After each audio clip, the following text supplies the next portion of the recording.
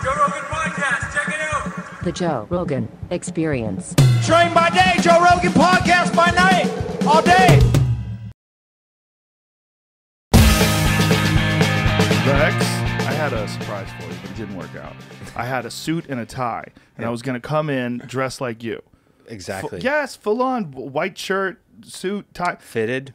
Yes, fitted. But the problem is my fucking shirt was at the cleaners. So then I tried to use, I have some other white shirts that are like these really stretchy shirts that you can wear them if they're open. But if I'm trying to put a tie on, they literally don't fit around my neck. So I'm doing this and I'm killing myself. And then I'm like, well, maybe I'll leave it open. And they're just...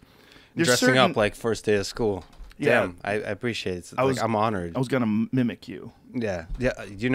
Remember Michael Malice? Yes. I did a podcast with him, and he wore the opposite, which is a white suit and a white tie and a black shirt. I mean, he is sort of the epitome of the loving kind of troll. That's like the ultimate troll. He wore the exact opposite. He got the exact same haircut as me, which I don't even know what that means exactly. Just cut your hair short. Just cut your hair short. Yeah, that's all that means. But it was a magical moment. That's what trolling at its best does. It's like you feel loved. Oh, that's funny. He's an interesting guy. Michael Malice is a very interesting guy because he's got some wacky beliefs that I don't believe. I don't subscribe to at all. Yeah, complete anarchy. No police. I don't think we should have police. Yeah. Like what world are you living in? You weigh 3 pounds, and you don't even have a gun. You don't know police. Yeah. Like what are you talking about? Yeah. But he's a brilliant guy. Brilliant. It's interesting. Like I don't subscribe to a lot of his ideas, but I think. He's also always has a half smile when he's saying things. Yeah. So you kind of never know. I don't think he means half the things he says. Really? So I don't know. He's underneath it all, which is why I talk to him, which is why I consider him a friend. There's a really kind person in there. Yes. But he says things like police is the enemy. It's like, wait a minute. And you live in New York. So he plays with ideas. It feels like he's just somebody who's juggling with different ideas and having fun with it, not taking anything seriously. And that's really refreshing because in the best light, that's a fearless way to see the world.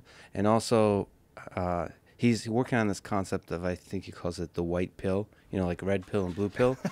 The white pill is basically, I think he's highlighting that for red-pilled folks that there's sometimes a cynicism about the future of the world, and the white pill is seeing the truth of the world, but being optimistic about it and thinking like we can actually make things better. So not becoming cynical, not saying like, globalists, the government is ultimately like power corrupts, absolute power corrupts absolutely. It's always going to be a bureaucracy. It's always going to be greedy people who take power and take control. So that's like the cynical, the negative view. But the positive, the white pill view is that, we can actually build a better world. I mean, he has ideas about how to build that better world that I don't agree with. What is his ideas? I'm not sure I've quite understood them, but because ultimately he's like a counterpuncher, which is, all government is bad. So that's the idea of anarchism, is that you're supposed to, in this emergent way, form groups and agree together how those groups should operate.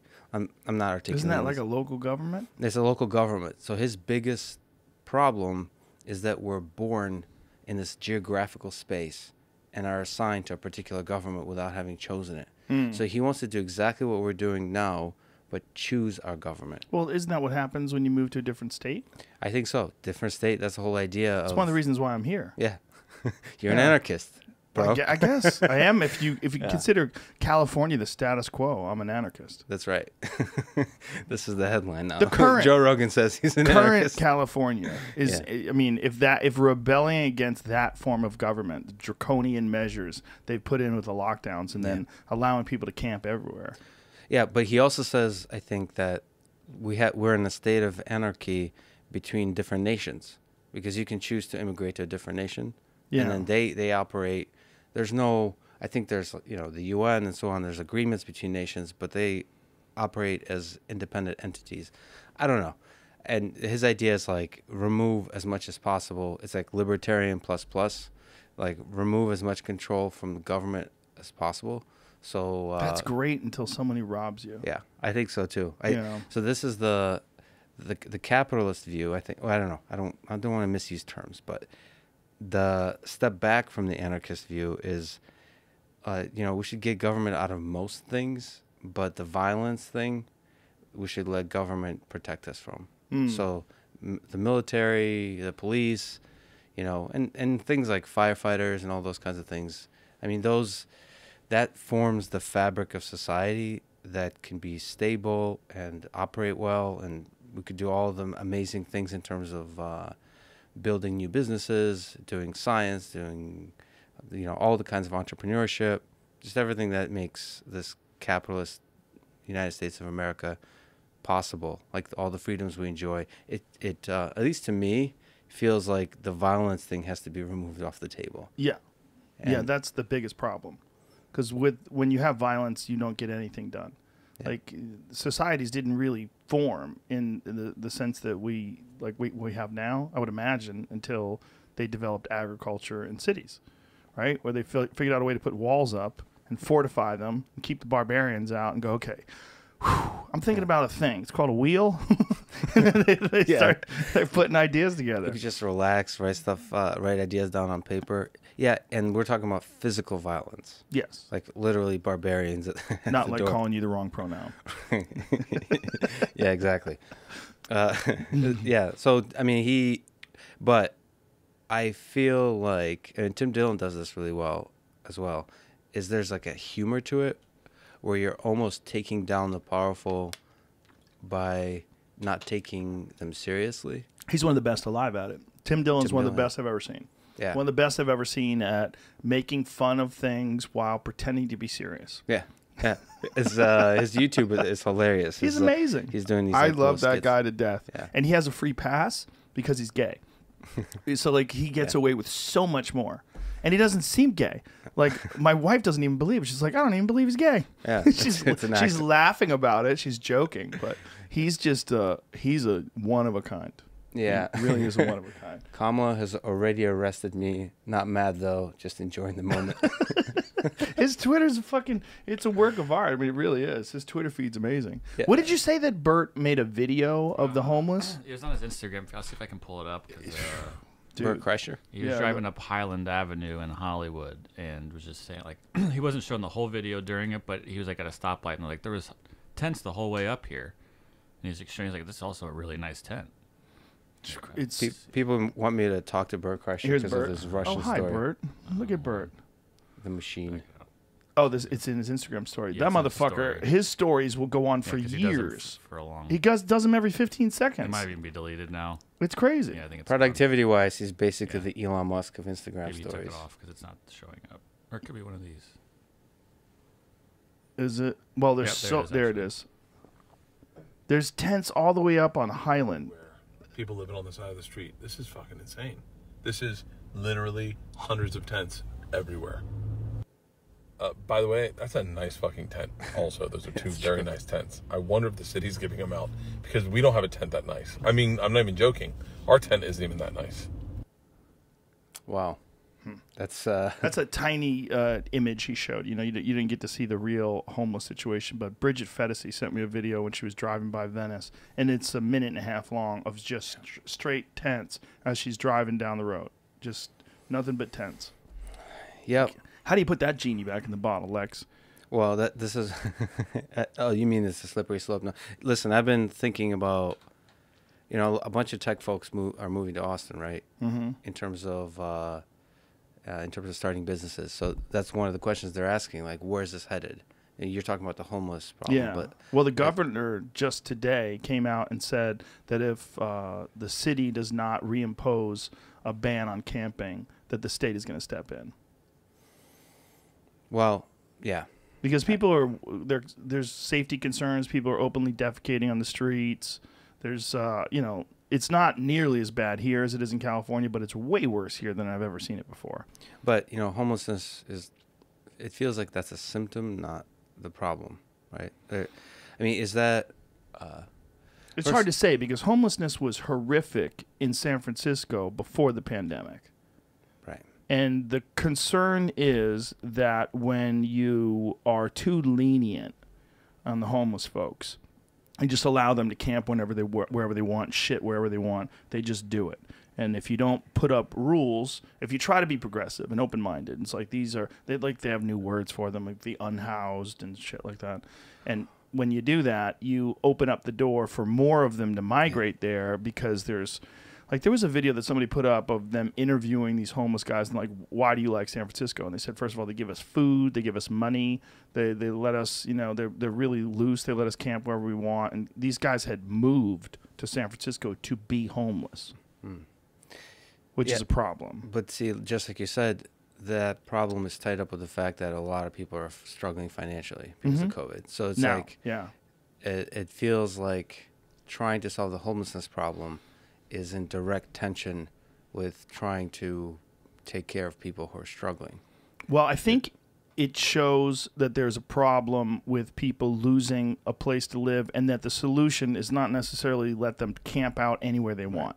I think there should be some sort of a step that the government takes, whether it's to develop housing or to build something for them. But when you let them just camp and shit everywhere, then you ruin all the other spaces. Right. Like the best way to keep the city intact and to try to help these people is to implement some sort of a program where you provide housing for them. Letting them just camp on the street, that's chaos. Like now you've fucked up everything. So this particular state government just seems incompetent at solving this particular problem, but it also seems to be not very good at solving some other problems, right? In terms of encouraging businesses to stay there. California. California, sorry. Yeah. Yeah. Well, it's bad. It's overregulated. It's a crazy regulated state, and it's also very high taxes. And there's a lot of people that are recognizing that there's other places that don't have any state taxes. Like, why would I stay in a place that's they're telling you can't work. They're closing down businesses. Gavin Newsom today there's a lawsuit got filed by more than 50 San Francisco Bay Area restaurants and bars, trying to say like, why are we closed? Like, this doesn't make any sense. You can't just keep doing this forever. And some places are starting to wake up. My hope is that a lot of this is political, as gross as that sounds, and that now that Biden and Harris are in, that they'll open things back up. And the mayor of Chicago has said this. The mayor of New York has said we have to open things back up. And I'm hoping, interesting. I'm hoping that they take this chance. It could go the other way as well, though, right? It's the other way is now that there is a Democrat in office, that they could see that as a path to pass further regulations and push this closed economy, go into lockdown further. Why would they do that, though? I always thought it was a terrible idea. The long-term consequences on the economy are going to be potentially orders of magnitude worse on the fabric of our society. So I don't know why they would do that. The Michael Malice, so the devil on my shoulder. Okay, right? Michael's the devil. Wearing a white suit, or the devil wears a suit and tie, right? Yeah. That's a badass. I've been listening to that over How and over. good is that guy? That guy's amazing. Coulter Wall. And your story, sorry, in a small tangent, your story that he hasn't been on your podcast because he's working on a ranch, like as a fucking rancher. This guy's legit. Like we reached out to them. He's like, well, he's working on the ranch right now. Yeah. Like, what is he doing on that ranch? He's a fucking cowboy, like a legit cowboy. Like, there's literally no more badass thing to do than turn down Joe Rogan Experience appearance. Massive promotion. He's like, I'd rather just rope steers. Yeah. Yeah. But the Michael Malice devil argument is that, that's one way for the government to gain more control over the populace is to fearmonger, say that there's a big problem, and that magnify the sort of the narrative around how big that problem is. And unfortunately, from my perspective, as a scientist, to use scientists to say, look, scientists are saying there's a huge problem, sort of use science as a tool of fear-mongering and then gain further and further control of the populace. That's the devil on the shoulder. You have to have an incentive to do that. Like, why would they want that kind of control while also devastating the economy? They need the economy because they need tax revenue. If they're not getting tax revenue, how are they going to feed the military-industrial complex? How are they going to feed all their businesses? How are they going to feed the pharmaceutical industry? Like, all these people that finance their campaigns and all these banks that pay for them to speak after they get out of office, where's the money coming from now if there's no economy? I think that's like one of them doom and gloom QAnon type deals where people are thinking like they want to kill half the population and, you know. Yeah, no, I agree with you. Everything you said, incentive-wise, it makes sense. I was really confused why we haven't done, for example, mass scale testing of everybody, which seemed like, you know, the antigen tests, which can be under $1 to manufacture hundreds of millions of them. At-home testing of everybody. Is it under $1 to manufacture? Yeah, really? And now, yeah. So you can start April or May of last year. Start mass manufacture. There's no reason we can't do that, and then everybody starts getting tested. At the individual level, you know, the accuracy is not perfect, but at the societal level, that's one way. If you get a negative test, if you get a positive test, you definitely have COVID, and so based on that. Trusting the individuals, not tracking them, but trusting the individuals when they get a positive test that they will stay home. And through that process, we would have been able to open up the economy in the summer. Like that, Michael Minna, I think, from Harvard, is people should go follow him on Twitter or wherever. He's been screaming about this. Like, why the hell is FDA getting in the way of this? So the FDA doesn't like crappy at-home tests. They want like expensive, nice tests. But the problem with expensive, nice tests, it's hard to manufacture them at mass scale. So there's, you know, people should go read his stuff. He's expert of this. Do the crappy at-home tests have a lot of false positives? No, they have false negatives. So meaning if you get a positive, for sure you have it. Is that true? Because we've had guys that got false positives with the rapid antigen test. The rapid antigen test? Yeah. Okay, everything coming out of my mouth now is kind of crappily. So you might be correct. You need whiskey. This is what you need. I Some Whitmeyer's Texas Single Barrel. Come on, son. All right, Joe. You want to drink some whiskey just to clear the mind? Like that sound? That's the sound of bad decision making about to come up.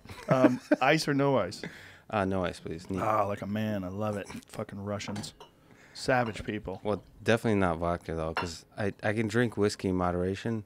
But Can't drink vodka in moderation? Yeah. You just start going hard? What is it? We got some of that. No. Cheers, sir.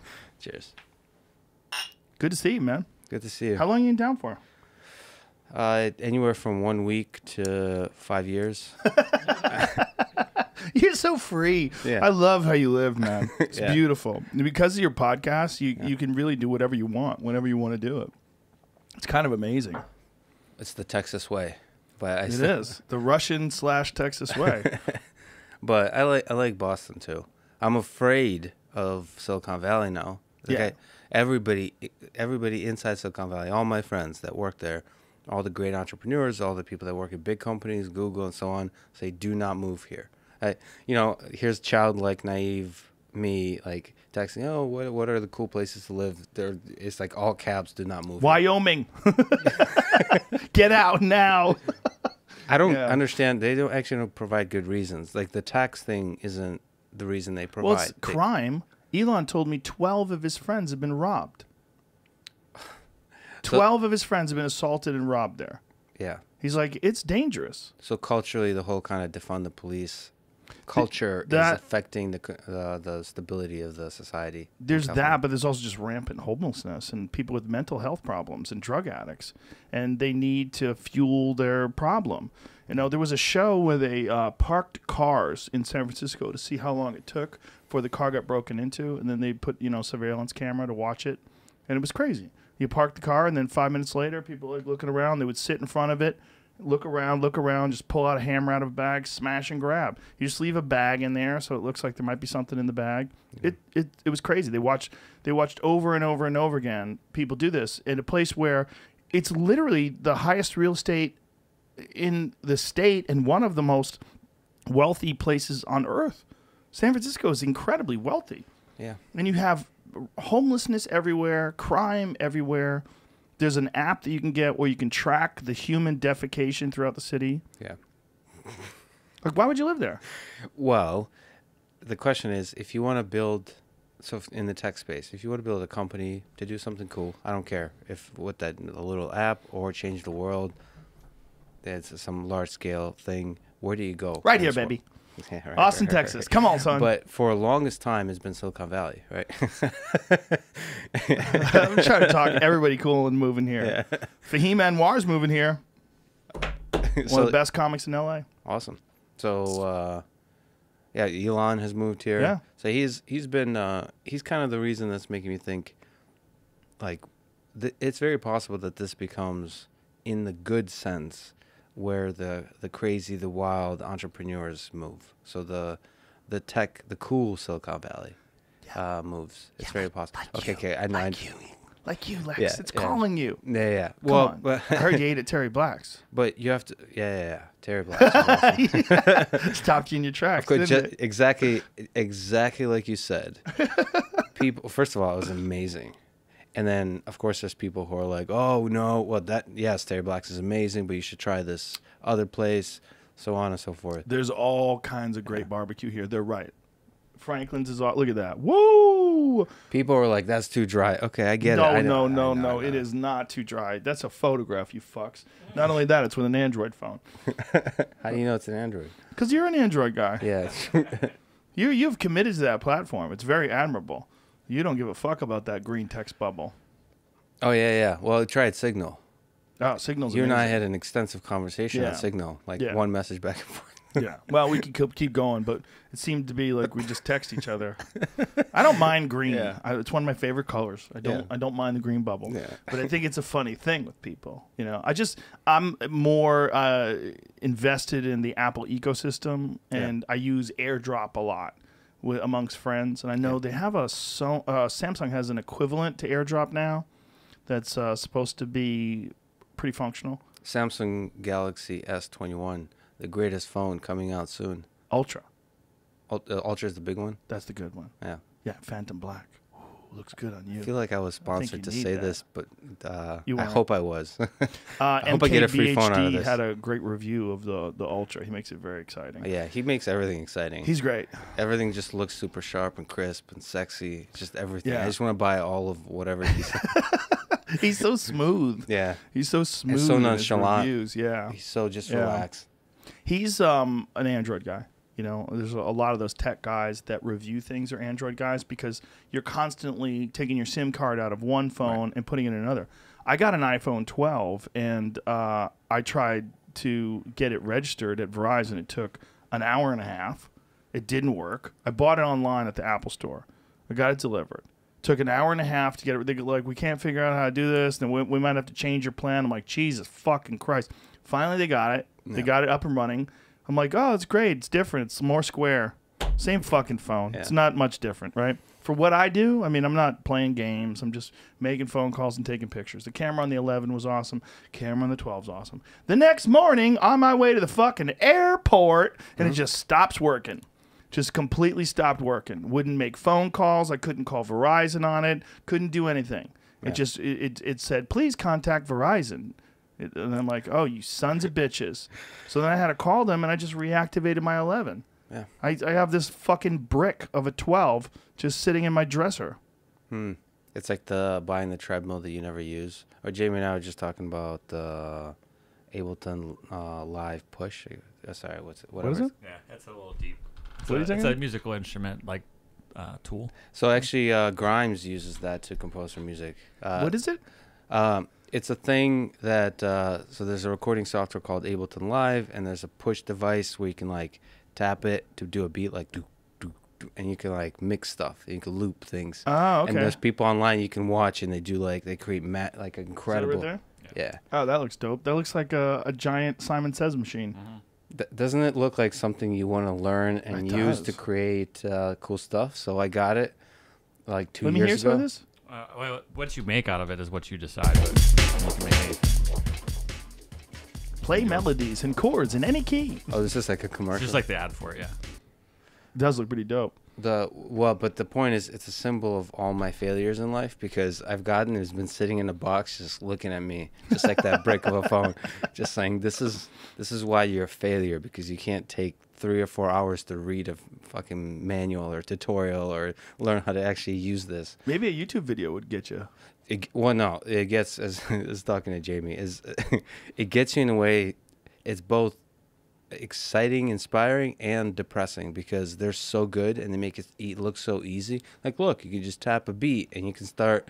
But when you actually like start to learn how to use it, like Ableton Live, the software, you realize, oh, there's all these buttons, and there's all these things you have to learn. Like, how do I even record just the basic, just even our conversation? How do I record that? And then you have to realize there's like shortcuts you have to learn. You basically have to sit down, embrace the suck, embrace the learning curve of saying, okay, on Monday, I'm going to read this tutorial and I'm going to get it done and, learn something new. And, doing that alone is really difficult when nobody's really pushing you. I don't know. That's probably a metaphor for a lot of things we fail to do in life, is like always putting it off and putting it off and putting it off. Something that actually would probably bring, like me in this case, a lot of joy. I'm sure you're accurate, right? But you have to be a little bit less harsh on yourself, because you're very productive. The problem with you is you do so many things, right, between jiu-jitsu and working out and having fucking phone calls with David Goggins where he talks you into things. And okay, can I just talk about that for a second? Okay. So this is why you've told me before not to read comments, but I do write comments on Instagram, and he put a story out, I think yesterday, saying that he's doing the 48-mile challenge again, 4x4x48, where you run 4 miles every 4 hours, and like a fucking idiot. I commented. I thought like nobody would know. I could just I said, I'm in. I wrote I'm in, and I thought I would get like positive, and then people would be like, oh, cool, like talk to me about it, and I could do it peacefully at home. So it's March 5th, I think, is when he's doing it, which is nice. He announced it like down the line a little bit. He calls me within seconds of me posting that. He's like, Lex, good to hear from you. Yeah, what's up, brother? Stay hard. I'm in. There you are. Oh my God. Yeah. And then he calls and he's like, let me hear his video. Let me hear what he says. Start from the beginning. Right. That time of year again, the second annual 4x4x48. For some of you who don't know what that is, basically you run 4 miles every 4 hours for 48 hours. Some of you out here don't like running, can't run, you have bad knees, bad hips, bad ankles. Walk. Do whatever you can do, in that period of time when you're supposed to be working out. So that being said, a lot of you out here did it last year. It was a huge success. Make sure that you have, like logistics set up. There's going to be times of night when you're running at 4 o'clock, in the morning, midnight, different times, The fucking boogeyman comes out at nighttime. So make sure that you have, safety parameters in place. Run with somebody. Do whatever the fuck you have to do to keep yourself safe, just like last year. All right, that said, this year I want to give away some items, and I'll be talking about it a lot more, but I have some, new shorts in stock. So this year I'm doing tons of giveaways for those of you who go above and beyond. And what that means is some people last year raised thousands of dollars. Yeah, this is all for charity. 4x4x48. Okay. Tons of people involved in the 4x4x48. Did several things they did outside the box thinking to raise awareness for their causes, their charities, raise awareness for fitness, whatever it was great to see that. Last year I had nothing to give away. I just saw these amazing stories. I was being tagged in amazing stories. Didn't have anything to give away. This year, that's a different fucking story. I have a lot of things to give away. This is like the nice version of David Goggins, the thoughtful version. This one here is one of them. I think it's taking souls down the back. I also have this shirt right here I'll be giving away. This is a new Stay Hard shirt. Okay. I got this color here. So the thing is, he's like, why don't you come down? We'll do it together. And so him and I are going to do it together. You gonna do it in Vegas? Yeah.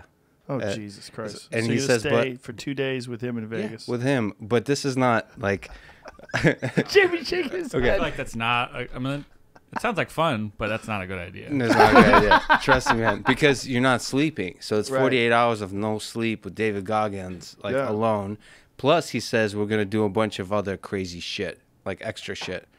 And then he suggested that the kind of shit that would break me. Oh, And I was like, boy. I was like, all right. Yeah. But, of course, Have you ever thought about joining the Navy SEALs? no. I do not want to join the Navy SEALs. But talk you into You're gonna carry the boat. Who's do gonna not carry wanna- the boat? I want to be in the boat. I don't want to carry the boat. But that said, listen, it's all fun. It's pretty easy. 48 miles is rough, but it's That's like, why you can't learn that machine. what do you mean? That electronic music machine. That's Yeah. why you don't have any fucking time. But those are the demons you have to face. That I'll be thinking about that electronic machine the whole time I'm running with them.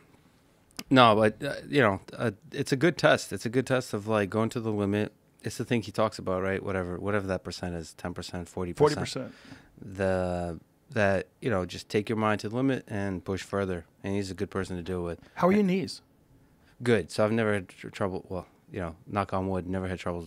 Really? All your jiu-jitsu? No knee trouble? I've never been injured in jiu-jitsu. That's amazing. Like really hard training. I think it was because of the wrestling background. I've always approached everything in training with the following thought: like, how can I train really hard, like twice a day? How can I put in a 3-hour, 4-hour sessions of training with killers without getting injured?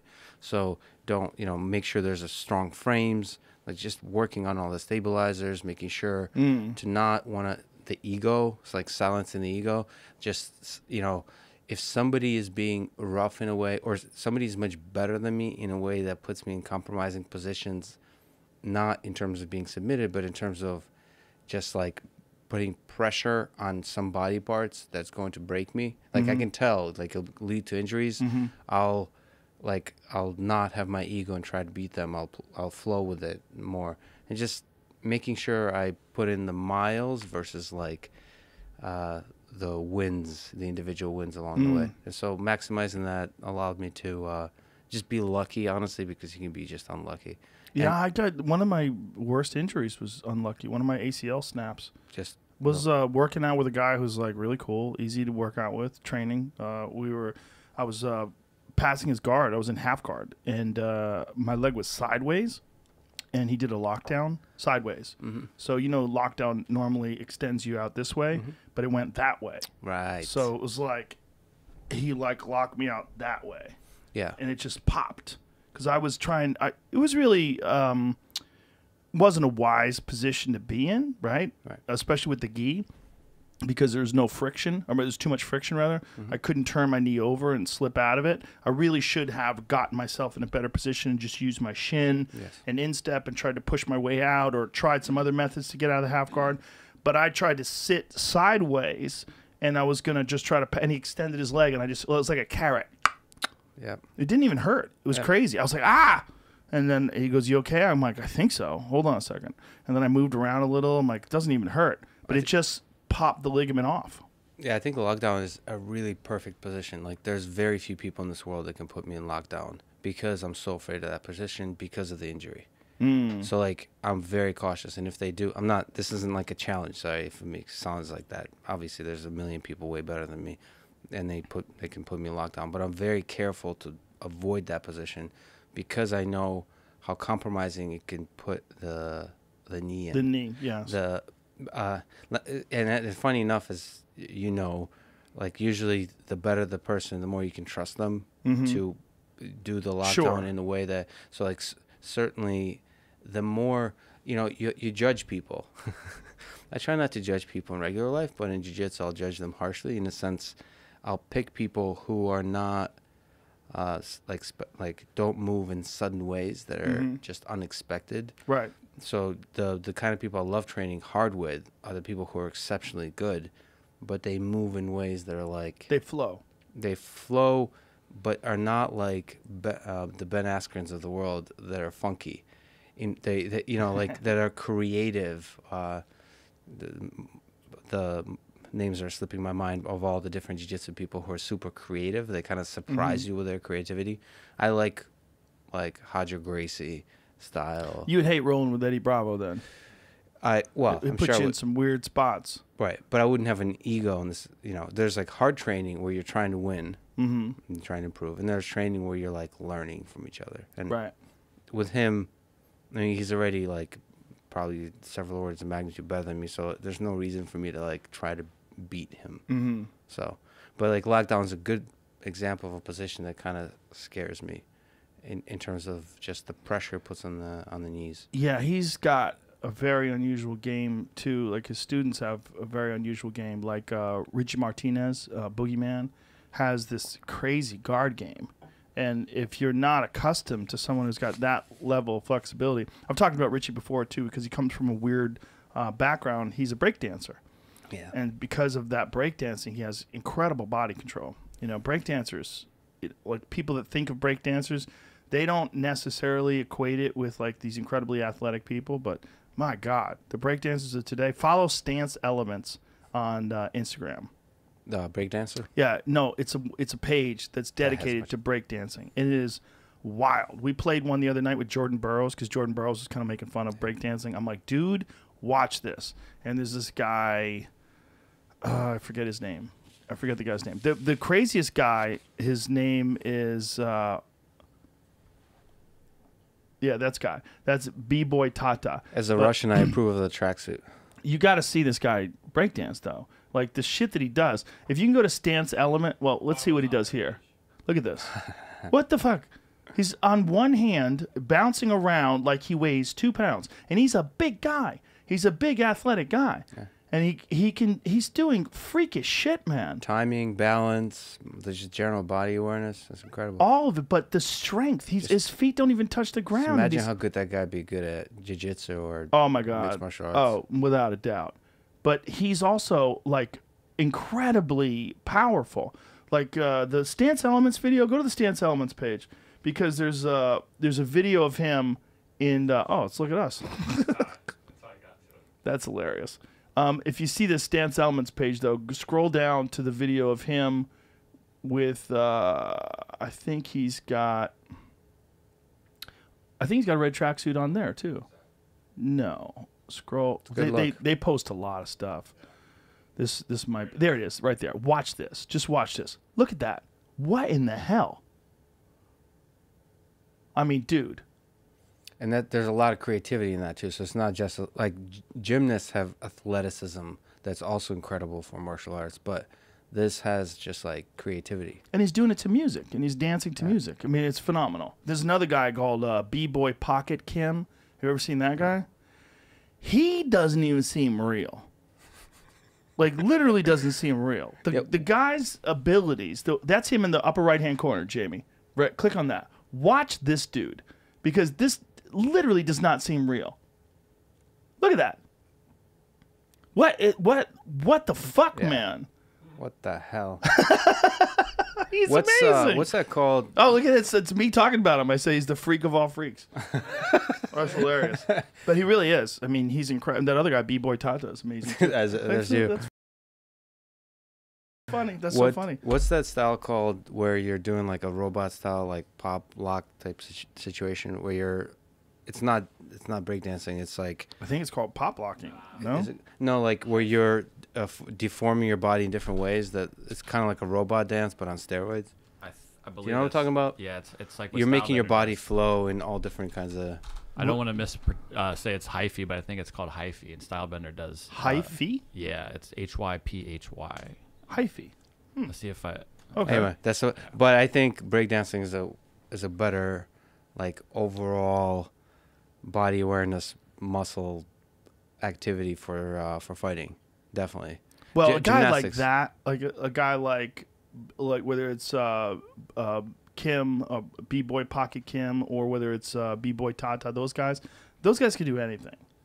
You'd have to just show them the moves, whether it's kickboxing or jiu-jitsu. Their body control is just incredible. The flexibility is incredible. The explosiveness and the control. When that guy is jumping up and down on one hand, like, you have to be incredibly strong. They're style bender. Yeah, that kind Is of this stuff. it? Yep. This is just overall body awareness and dance skills. Look at that. Look at him getting after it. Yeah. He's going to fight Jan Blachowicz for the light heavyweight title. That is a very interesting fight. What do you, by the way, think about the Conor fight this I'm weekend? very excited. Unfortunately, I think I'll be getting off stage right around the time it starts Yeah. because we're doing these shows. Dave Chappelle versus Conor McGregor. Well, the problem is we picked a bunch of dates, Yeah. and Dave does some dates with like music, and he's like, which dates you want to do. So I picked these dates, and I didn't even recognize that I picked the 23rd, which is the day of the fight. That's all right. Who do you got? I do not know. Always. I do not know. Yeah. I think that Dustin has gotten far better, and Dustin is much more durable at 155 pounds. But that said, Michael Johnson KO'd him at 155 pounds. Michael Johnson hits very hard, and he caught him with a perfect shot that could, legitimately knock out most 155-pounders. But he KO'd Justin Gaethje. He beat Max Holloway, which, especially when you look at Max Holloway's performance this weekend, Incredible performance last maybe weekend. the best performance I've ever seen against a guy who, in Calvin Kattar, is just a straight-up assassin. Yeah. Right? Yeah, those numbers were crazy. When I saw that you put up the numbers, when I watched that fight, it didn't feel like that dominating of a performance as the numbers indicate. It was dominating, but what is it, like a record for the most strikes landed ever. Yeah. And here's the crazy: most strikes thrown and most strikes landed. But here's the crazy thing: most of the time when you see like a lot of strikes landed, it's a ground fight. Right. Someone's on top of the guy and beating him up and like holding him down for 5 rounds. But with Max, it's all stand up. Yeah. He's insane.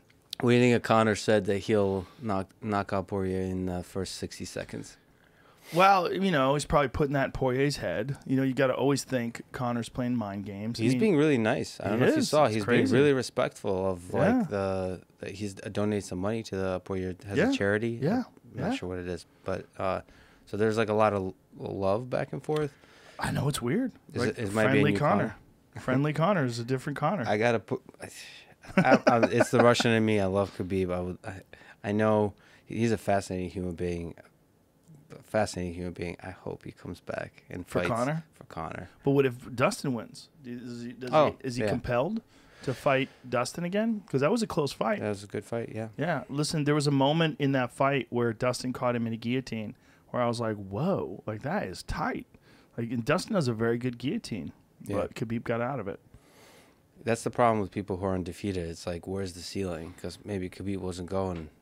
That's that. Or maybe that's how he stays undefeated. He gets that close to defeat because he's fighting world-class fighters, but his will and his ability is just enough to pop that head out and keep smashing you and eventually tap you. Yeah, but you gotta admire the man who's so Khabib is talking about what, like agriculture, like farming. I don't know if you were paying attention to this. He's talking like a businessman, but a businessman not like talking about like tequila or like new clothing line or maybe doing a podcast or something like that. I don't know. He's talking about actually building farms and like honoring the culture of his people in the kind of way the businesses that they build, honoring the dreams that his father had and his mom has. So I mean, that's pretty badass. That's pretty bad. But he's an amazing person. Good, amazing in many ways, but also complicated, which is really interesting. I'd love to see how that like wine or vodka, whatever. I know he doesn't drink ages. I wonder because he's been so focused on fighting. You have the Buvasier Satiev. I've talked about him before. He's from that culture. They became more and more philosophical and poetic and so on. So I think Khabib will be a good guest on this podcast in like 10 20 years. Well, his English is much better now. Yeah, I it's mean, really good. I would have him on anytime he wants. You know, we first talked about it a long time ago, but he was struggling with his English. But his English is excellent now. Right.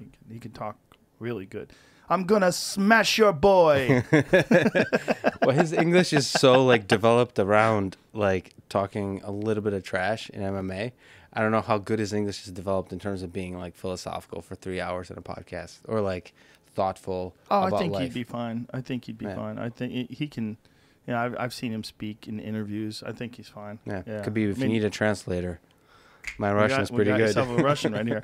I mean, dude, I had Yoel Romero on Yeah, that was with incredible. Joey Diaz. With Joey Diaz. Yeah. That worked out. That was incredible because his English is, well, pretty good still. Not He bad. can still talk. And Joey adding the stories. That's a fascinating coupling. That's like Yeah. one of my favorite conversations. The going back and forth. Very interesting. It's music. Yeah, well, you know, they know so much about that Cuban culture too. They know so much about each other. Yeah, that's. I think about the translation. He did it masterfully. Obviously, He really did. Yeah. Uh, No, Joey speaks fluent. Right. Oh, well, both languages. Yeah. You're talking about, yeah. I think about that with obviously Russian. So I have the unique possibility to speak somewhat English and Russian pretty well. It's like, who can I be a Joey Diaz for? Khabib. Khabib was already pretty good. Oh yeah, I mean, here, let me do the pitch. Hi Khabib. If you ever want to come on the Joe Rogan Experience and need a translator, no, I'd love to do it. I'd love to just sit silently. I and don't think he translate needs a some- translator. He though. doesn't. That's the No. problem. Yeah. Stop learning English. Hello, you. Yeah, exactly. He's not. Yoel is. You know, his English is much more. It's much more limited. Yeah, but it also has an art to it as well. Just Oh, the yeah. simplicity of it. You know, just like Joey Diaz, who like mispronounces half the things he says. Is He does it on purpose, though. He does it. Okay. Kind of, He does sort it of. artfully. He You calls never know. Khabib Khalabib. Yeah. Yeah. But the result, like with Yoel, is like it's almost a caricature of the like the superhero fighter, right? Yeah, He's like right. he's built like he's probably has one of the most intimidating like builds in mixed martial arts. You think so? Well, who else? Yoel. Yoel's got the most intimidating build for sure. Ever. Well, then there's the heavyweights, right? Francis Ngannou. Francis Ngannou, right? He's just yeah. all around terrifying. Yeah. Yeah. Then But Yoel is like Yoel doesn't even look like a real person when you meet him. He just doesn't look real. He's so big, it doesn't look real. He's apparently going to fight light heavyweight in Bellator. what's gonna light go up heavyweight? 205. 205, yeah. I think he's going to move up to 205. He's so big, you Yeah. know. That's the struggle to get to 185 at his age. I believe he's 44 now, which is crazy. He's just completely shredded at 44, like full 6-pack, no body fat. Yeah. Looks like a Greek god. Doesn't look like he's aged a day in all the years he's been fighting. I don't think he's ever talked about diet or anything like that, right? Whatever. Yeah, exactly. I eat Cuban food. I mean, I don't know what he eats, but I mean, he's got to be eating. Hard work. He's got to be eating fairly clean. Look at him. He's in a cryo chamber, laughing and smiling. I've never seen that guy. He's like the complete polar opposite of me. He's always happy. Yeah. Yeah, he's always happy and smiling. And I'm glad you, another guy who's shredded is Burroughs, Jordan Burroughs. I'm glad you had him on here. Oh, he was amazing. He's a special human. Well, when you're that kind of an athlete and also a wrestler, like those guys, they don't get a lot of accolades. They don't get a lot of press. They don't get the attention of the media, of the love of the crowds. It's a different world. They do it for the love of wrestling and the love of competing in one of the most difficult physical pursuits known to man. Yeah, that makes it, just like he was saying, it makes it more, I don't know, money almost gets in the way. I know it's a horrible thing to say. Like it's people should get paid I know what for you're saying, though. putting their body Yeah. on the line. But when you don't get paid, which is what makes Olympics special, I think, you don't get, especially in the early journey, you don't get paid at all or much. it makes it special. It makes it so pure about the sport, and wrestling represents that amazingly well. I talked to so Jordan Barrows is this badass new talent. I talked to Dan Gable. I don't know if you know who that is. Sure, of course. Yeah, he. They offered him up for the podcast. I would love to have him on, but Yeah. I want to do it in person. Did you do it remotely? No, in person. Yeah. I flew down to Iowa. Oh wow! I stayed with him. So I Is thought. that up yet? Did you? Yeah, I release just that? uploaded. People Today? should check. No, like a month ago. Oh, okay. People should. I actually re-uploaded it because, I was so sad. I never care about views or listens and so on. So it's good that we're mentioning it. Please go there, check out Dan Gable, because I was so sad that it only got not much views relative to others, and I was like, this is one of the most special humans in the world. Yeah, his And- story's crazy too, but how he became that dedicated and focused when his sister was killed when he was 15. Yeah, raped and killed, and it was just so his wrestling brought the family together, and just, I mean, you couldn't write a better script because he went undefeated until his last match in college, and he lost his last match in college against the person he should have beat because he took a lot of stuff. He let himself get distracted, and of course, a guy who's never lost, losing that does something to you. That he went to another level, and then he won the Olympic gold medal without letting up a single point, just domination. and then coaching wise, he then went to Iowa and coached. I think he's the most winningest coach in NCAA history, or like up there, and just taught this whole culture of just domination, which is tough in this new. I mean, he struggles with this now. Obviously, he has daughters and family, so he's like softened up a little bit. There's still a madman in there. Like, he has a shed, and he goes in the shed, and like there's demons in there. But He works out in the shed, right? yeah. Still, yeah, there's videos of it. It's crazy. Even as an older man, He doesn't. trains very hard. And I think they build the shed so like he's like, in order to maintain my marriage, I have to separate those two worlds. I think he's got fake hips and fake knees Fake now. everything. Yeah. Yeah. Shoulders as well. I don't know about the shoulders, but I love the. What was that? Oh. Oh, It's, yeah, here it goes. This is his shed gym.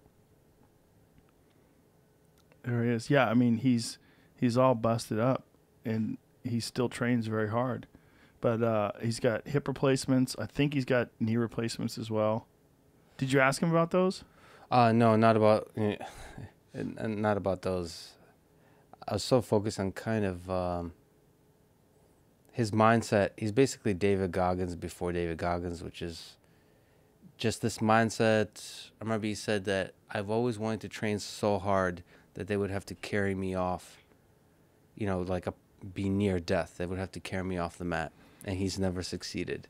And he was proud of his daughter because she's a swimmer, and she passed out during a swim meet in the pool, and he was proud of her that she succeeded where her father failed. Jesus Christ. So that drive, I mean, what can you say about that? The thing is, I don't know how often you're in the Midwest, in like that kind of Midwest. So I also saw Tom Brands, who's the current Iowa coach. I spent a day with him. I spent a day with Dan Gable, and like, I wanted to stay there forever. The family feeling, Yeah. just the love, like, it's a very, we talk about California with the homeless and all. You forget how like good humans can be to each other. Like everybody in like New York or even Boston or California, they're busy. They got a thing going on. They go to the next thing and so on. Here they're just set back. They don't know who the hell I am. This was recorded 2 years ago. I was like sitting on it, I had demons around it. Okay. What kind of demons around it? I felt I didn't do as good of a conversation as I could have. I felt like I failed one of my heroes. I don't know. I don't know. So, whatever. But I was the. What made you change your mind? A bunch of the Iowa folks nonstop messaging me like, "Come Where on, the dude, fuck is stop the being a video?" little bitch." And he was really nice to me. But there's there's both a love in that family atmosphere and a love within the focus that they've had. So for so many years, this is one of the magical things I experienced that made me even further believe that family can be beneficial for success, is that they're all in on this effort that Dan had to win the Olympic gold, to just succeed as a wrestling coach, just his whole life. They get it, and they love him for it, and they kind of embrace it. And there's like this family atmosphere. Like what they did at Tom Brand's is the same. Olympic gold medalist too, coach of Iowa, another guy who's just insane. We sat down on the couch and just watched these like documentaries about people being badasses, like mountain climbing, just overcoming shit, as a family thing, as a family all together. And they've invited me like a nobody, and I don't know. I've never felt that before and since, I think, because I don't go to Midwest very much, and it just felt like home. I don't know. There's something to be said for that kind of life. There's a different way of life, and like my good buddy John John Dudley. He lives in Iowa, and just different kind of people out there. No Twitter, no Instagram, no. Oh, he doesn't have that? No. No. I mean, there might be something that somebody does for him, but it's just small town life. Small town life, yeah. I mean, there's good and bad, you know. Right. There's a lack of nuance there sometimes. Well, definitely all Trump supporters there. Oh yeah. At the time. Yeah. Why do you think that is? Why do you think that is? Because here's a narrative that I don't like, and it's the Trump supporters are all racist.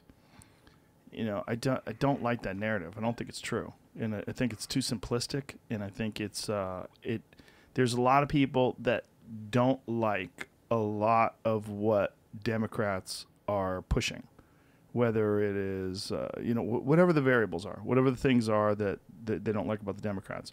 It doesn't mean they're racist. But this thing keeps coming up over and over again. Like you can just say it. You can just say it. And that Trump equals you're supporting racism, you support Biden, it means you're the future, you're progressive. And it's a weird narrative that is very polarizing to all the people that voted for Trump that aren't racist. That just they don't like a lot of the things that Joe Biden stands for in terms of his politics and the way he was with the Obama administration, the way the Democrats have been throughout the election. There's a lot of they're allowed to have their opinions, and I think we run a real dangerous risk in this country of separating people, like good versus evil, and not just respecting people's differences and differences of opinions. And it's a different kind of discrimination. Yeah. It's an intellectual discrimination. It's a cultural discrimination. It's a weird way of chastising people that don't share your ideas. Yeah, and in terms of white supremacists or racists, we focus on both the left and the right, on the extremes, on the ridiculous examples, of the tiny 0.001% of the people, like with the violence in the Capitol. You somehow equate that some of the people that stormed the Capitol are somehow equivalent to the 70 million or whatever that voted for Trump. Right. That kind of equivalent, and the same is done on the other side. Everybody's is sort of the 80 or whatever million that voted for Biden are all social justice warriors, and they hate America, right? So they hate the flag. They hate the flag.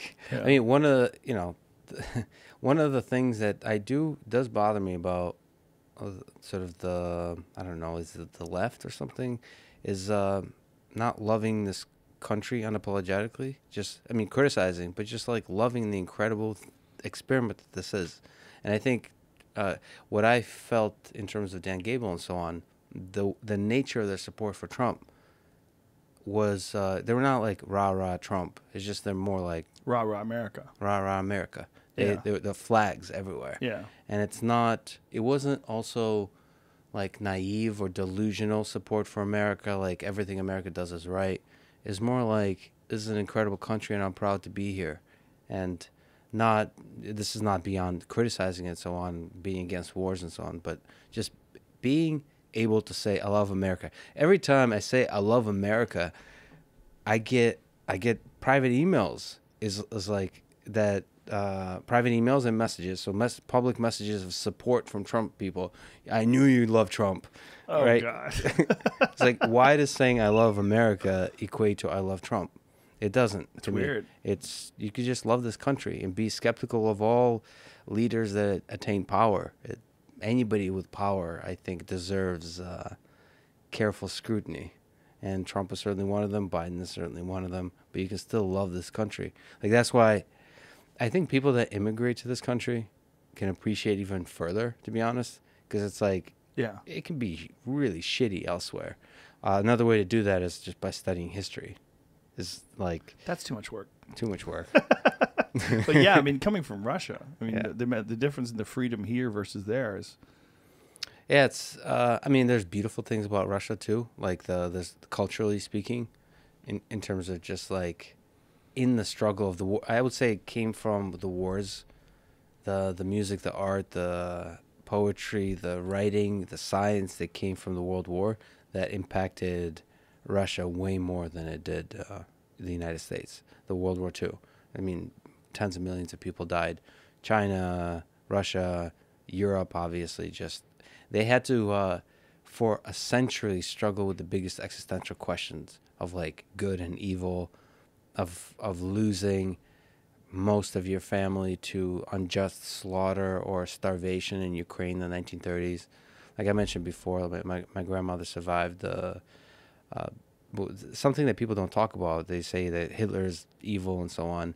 They don't often highlight the evil of Stalin. There's not enough talk about just the fact that he imposed just things on the people without any consideration of the suffering that causes. So millions of people died from starvation. Cannibalism. People were eating their children. Yeah, it's crazy. If you read the depictions of it, I've read some stuff that I couldn't continue. I couldn't finish because it's so horrific.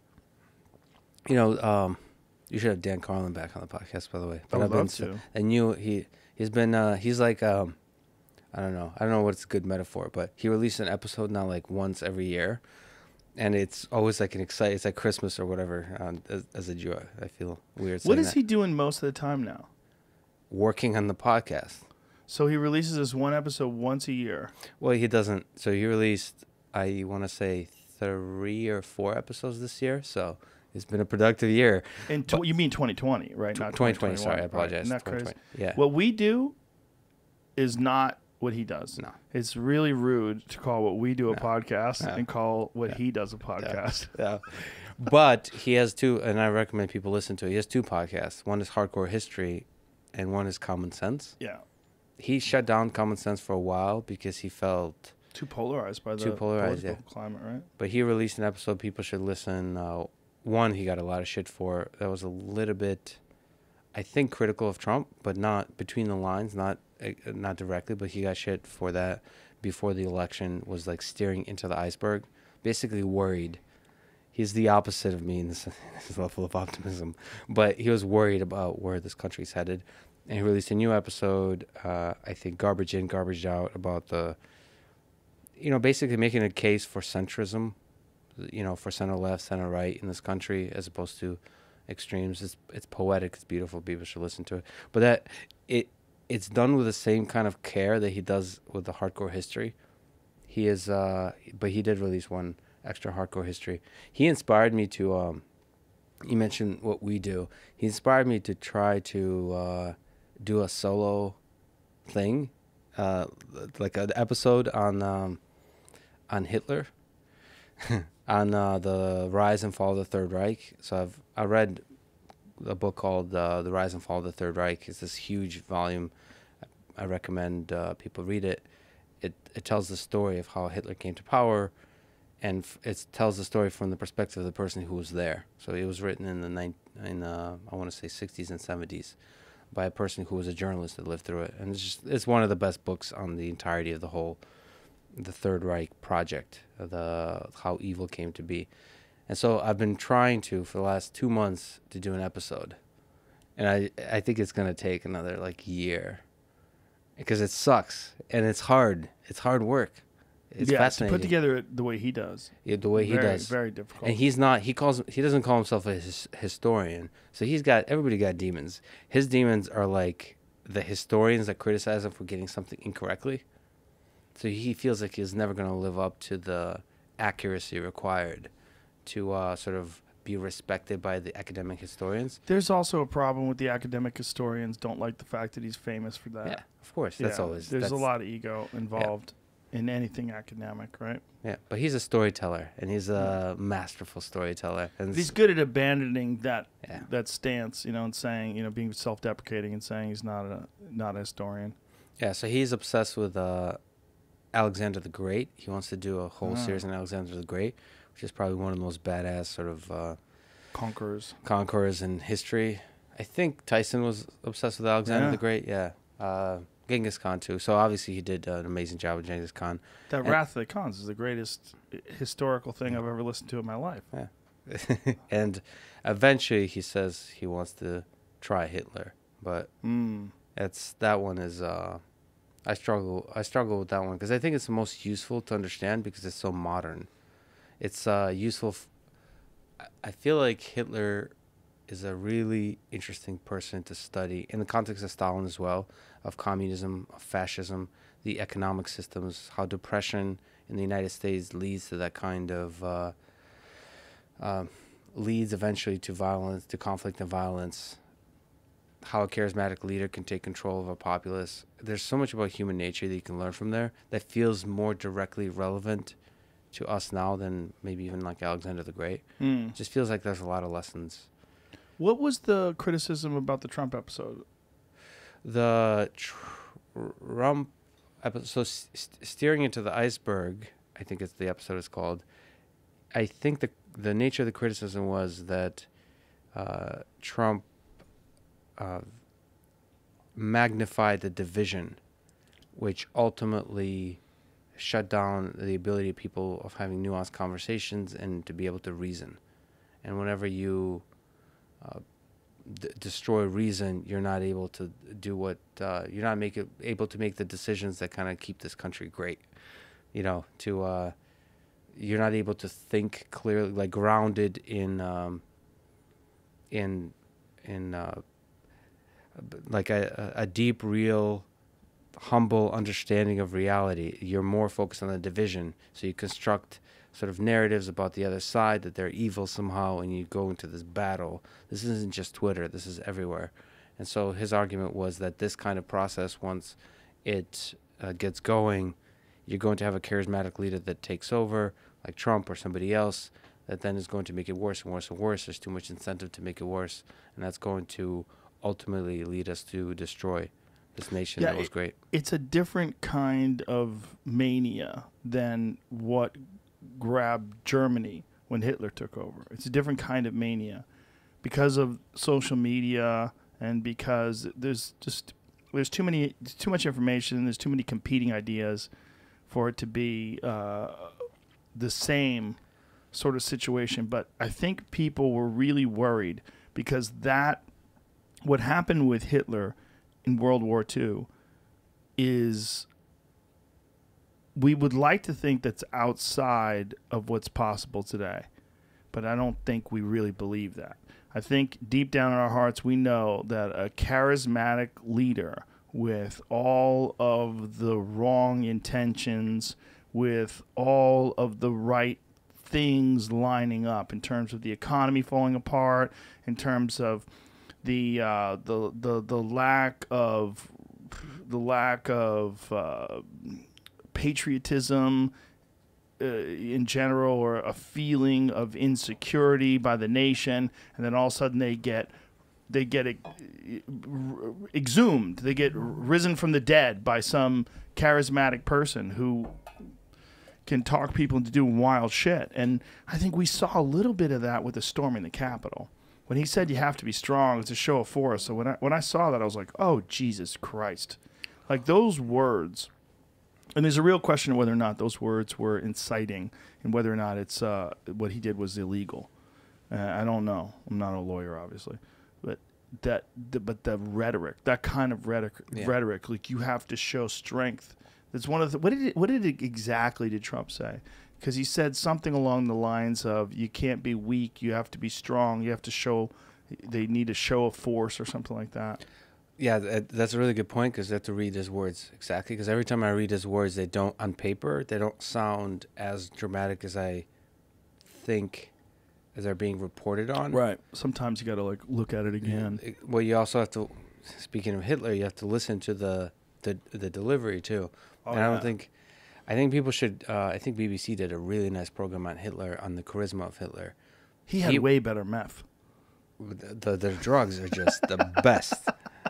The Nazi Germany had the best. There's a really good book on the drugs that fueled the Nazi regime. I feel like, damn it, I wish I remembered the title, but it's a book entirely about all the drugs that they loved that fueled that entire war, the entire regime, and it's probably we don't talk about it often.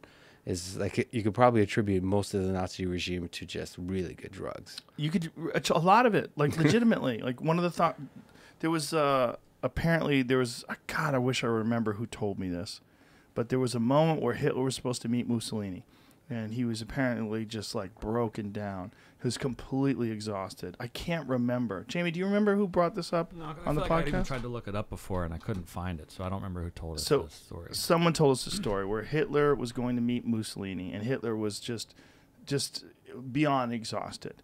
And they pump him full of testosterone and cocaine. Yeah. They injected cocaine into him and testosterone, and he meets Mussolini, and he just starts ranting. He just fucking corners him and coke talks at him for like 5 hours. And Mussolini was ready to back out of the war. Mussolini's like, "What are we doing? Why are we doing this?" Yeah. And Hitler just fucking berates him until he gives up and he goes along with it. Well, so there's a really interesting relationship with Mussolini. But Mussolini was always on board. He was like, "But can we just not do this whole thing you're doing? Like, do we need to go to war?" But they were kind of buds, and he was able to convince him. So that's an interesting set of conversations that people should look at. The really interesting set of conversations is between Hitler, Chamberlain, so between Hitler, Britain, and France. And my favorite part is when it was France, Britain, and Czechoslovakia, so in the very early days. And Hitler was just, it's clear to me, there's an element of like Jeffrey Epstein style smoothness and charisma that in the room he was able to convince people that he ultimately wants peace.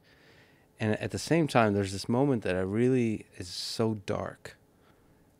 It kind of haunts me. I'm not sure exactly. You know, the Jeffrey Epstein thing's a weird comparison because Eric Weinstein says Jeffrey Epstein wasn't smooth at all. I know that's what Eric says. I Eric love Eric is very much. Far smarter than the average human being. Far smarter, to the point where he's not buying anybody's bullshit. And he met with Epstein, and he said right away, he's like, well, this is a construct. He's like, he's an actor. This is a construct. This guy doesn't know what he's talking about. He thought it was 100% bullshit. I love Eric, but and he is indeed brilliant, probably way smarter than me, but he's also flawed.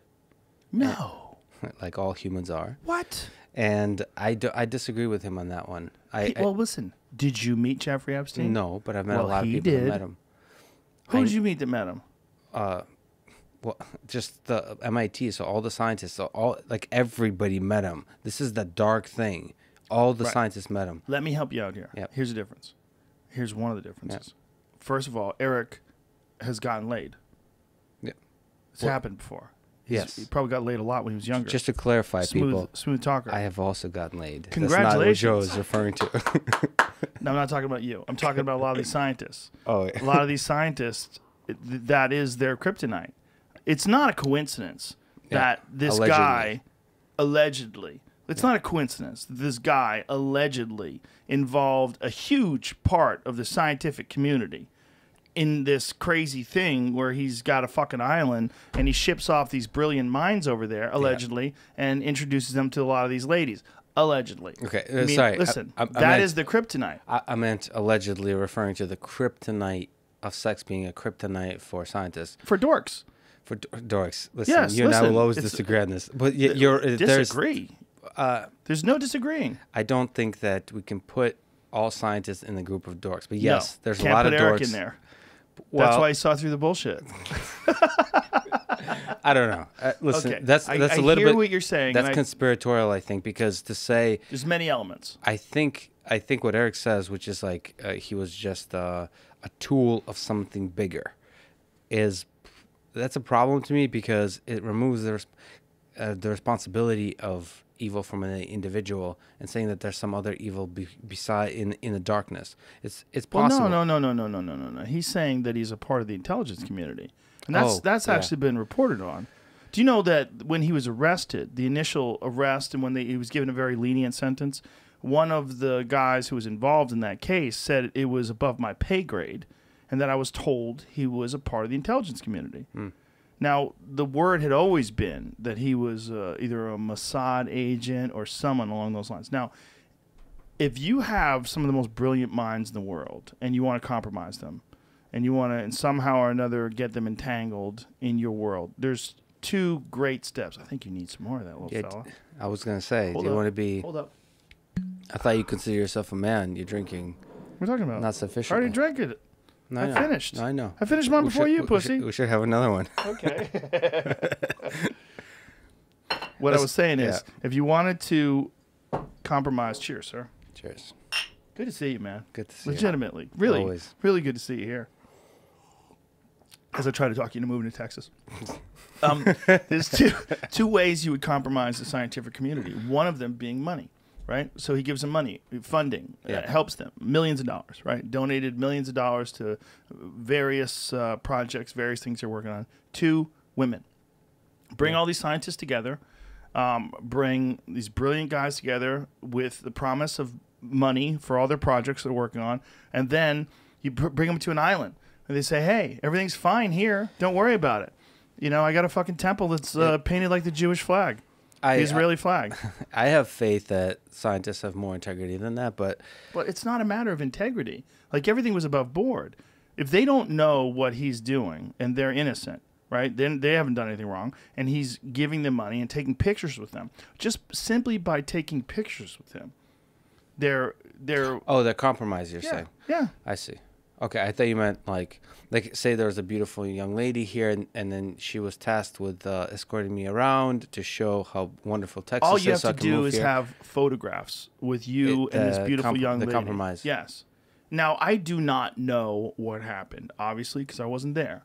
Yeah. But I would imagine that if he was really a part of the intelligence community, there was probably a directive. There was probably something that they were working on to try to get these people to go along with whatever the fuck he was doing. But see, to me, that those are both different flavors of evil. Both of them are not good. But okay, so. But the intelligence community has always done that. They have always compromised people with sex, and they've always compromised people with money. This is standard. You know, I've directly talked to people who were in the CIA who would describe methods that they would use to compromise individuals. Wait, so is this, could the scientists have done something to avoid it? It's hard because if they don't know, right? They're promised funding, and then you have other scientists that are also going to be there. Hey, this guy's going to be there. Hey, you got that guy. This guy won, this prize, and he's going to be there. And this guy's from MIT. He's going to be there. And you're like, well, that'd be a fun party. Yeah. Let's go. Well, should I bring my wife? If Epstein is that, like why? Oh, so there was, I guess actually Eric makes this argument, is like the whole thing that Jeffrey Epstein was a pedophile was actually a negative in that sense for if he is a part of like the intelligence community. You know what I think? The fact that he's a criminal, sorry to interrupt. No worries. The fact that he's a criminal is a negative. I interrupted you. I think it is a negative, but I think when you're involved in that much depravity, I think you can get compromised. I think it's like a DEA agent who becomes a drug dealer. Yeah. I think when you're around darkness all the time, I mean, that happens a lot where undercover cops become drug dealers. It just happens. They live in that world for too long, and it just gets in their veins. Well, not saying that he wasn't initially to begin with, but I mean, who fucking knows? We're throwing a lot of speculation out there. But still, so I try to sort of defend. I have faith science in scientists having integrity, but the getting laid thing is a thing. Like I found myself not being affected by, like I really don't like strip clubs, like and money. I'm not affected by those things. I've actually been attacked in the past for like who is your funding source, because I've been supportive of some of the things that Tesla has done. And like asking, anytime you're supportive of anything, they ask like, "What's your funding You source?" gotta stop reading comments. Oh, these aren't comments. Yeah, I haven't now actually tattooed that on whatever. No, this is from like more like legitimate scientists. I ignore it. Legitimate scientists have attacked you for defending Tesla. Not attacked, but well, yes, because the argument is that they are creating a product that's deployed out into the wild that can potentially be dangerous, and that I mean auto drive. Autopilot, yes. Yeah. So there's a lot of criticisms of naming that product like autopilot, or now it's called full self-driving. But do you think that the argument for that would be, if autonomous vehicle driving is ultimately one day far safer, and most people believe it will be. Don't you believe it'll be far safer than just manual human operations of vehicles? It's complicated, but yes. Most likely. Yeah. If you get to 50 years from now, 30 years from now, how the fuck do they think it's going to get there without implementing it? What do you think it's going to be implemented completely theoretically, and not in the wild? Can I try to lay it out just real quick? So I don't know if you're familiar. There's a place called Phoenix, Arizona, and there's a company. It used to be Google self-driving car. They're now called Waymo. That they have deployed what is an autonomous vehicle in Phoenix. That it's like an Uber app. You can order it, and it can deliver you or drive you to a bunch of different locations in Phoenix. So it's basically like Uber. No driver. No drive. So this is the key thing. There's not a driver sitting there not doing anything. There's not a human not doing anything there supervising. There's no nothing. person in It's the trippy. vehicle. I've gone there just You to did try it? it. Yeah, I did it. It's trippy. It'll freak you out. You're in the back seat? In the back, you're sitting there in the back seat and letting some asshole robot turn the steering wheel for you. And then like, what if that thing? No, these are just like some generic, some crappy. With all due respect, it's some minivan type of car. It's great. It's wonderful. Whatever. This is it? Oh my God, this is madness. But like when you're in there and it turns the steering wheel, it's like, what if it takes me to my death? Well, who's manufacturing these vehicles? What is that? It looks like a Chrysler. Yeah, they might be Chrysler. That's right. It looks like the steering wheel looks like a Chrysler. Is that correct? Yeah, I think it's a Chrysler. Is that what it says, Jamie? You're right on the Chrysler. I think it's Chrysler Pacifica. Yeah, okay. Chrysler Pacifica. I didn't even know Chrysler made a driverless car. No. This is really important. This is a non-driverless car that Waymo then converts completely. They just use like Waymo is the brains of the operation here. So Waymo is doing the radar, the LiDAR on top of, you see that? They've changed it. They sexied it up.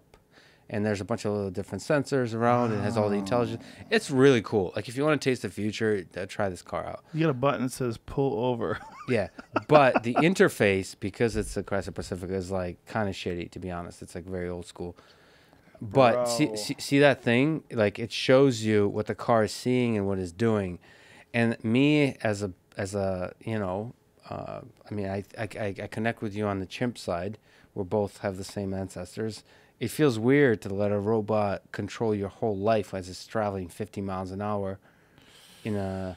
Well, I think ultimately this is going to be way safer. No, ultimately, yes. But this is an example. The reason I bring it up, people in the scientific community, and I could see that argument, and I felt that argument, and I partially agree to it, which is this is the safer way to proceed. They're mastering Phoenix, Arizona currently.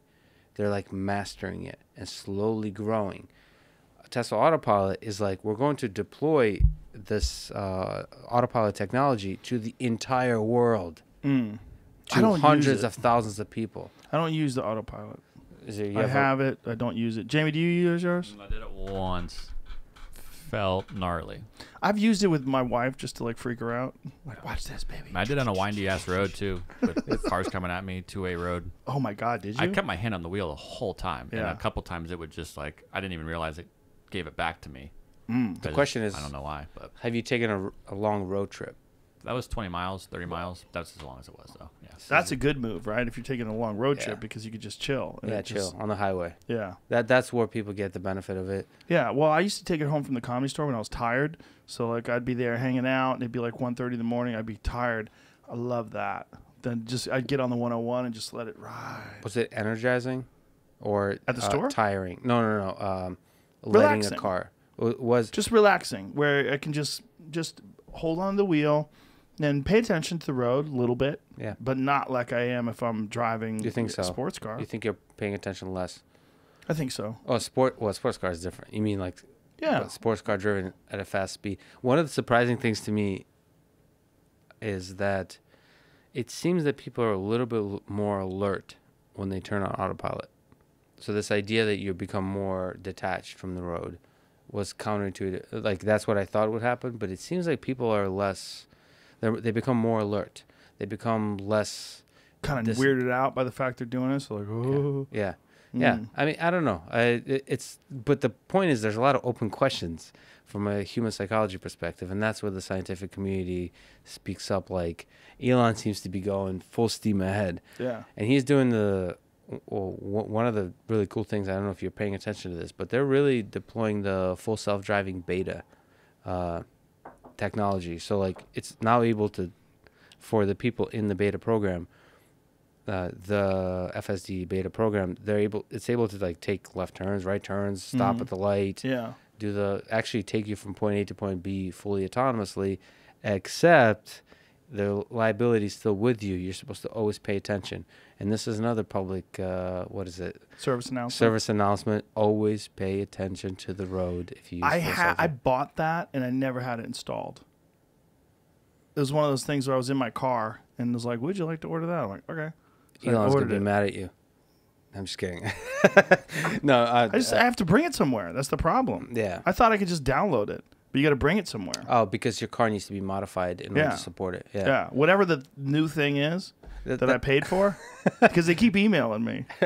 both the pro and the con of the way Tesla does things is that they're constantly improving things, and Yeah. some of those are in the hardware. So sometimes you have to like go and get your car modified and upgraded in order Yeah. to support that kind of stuff.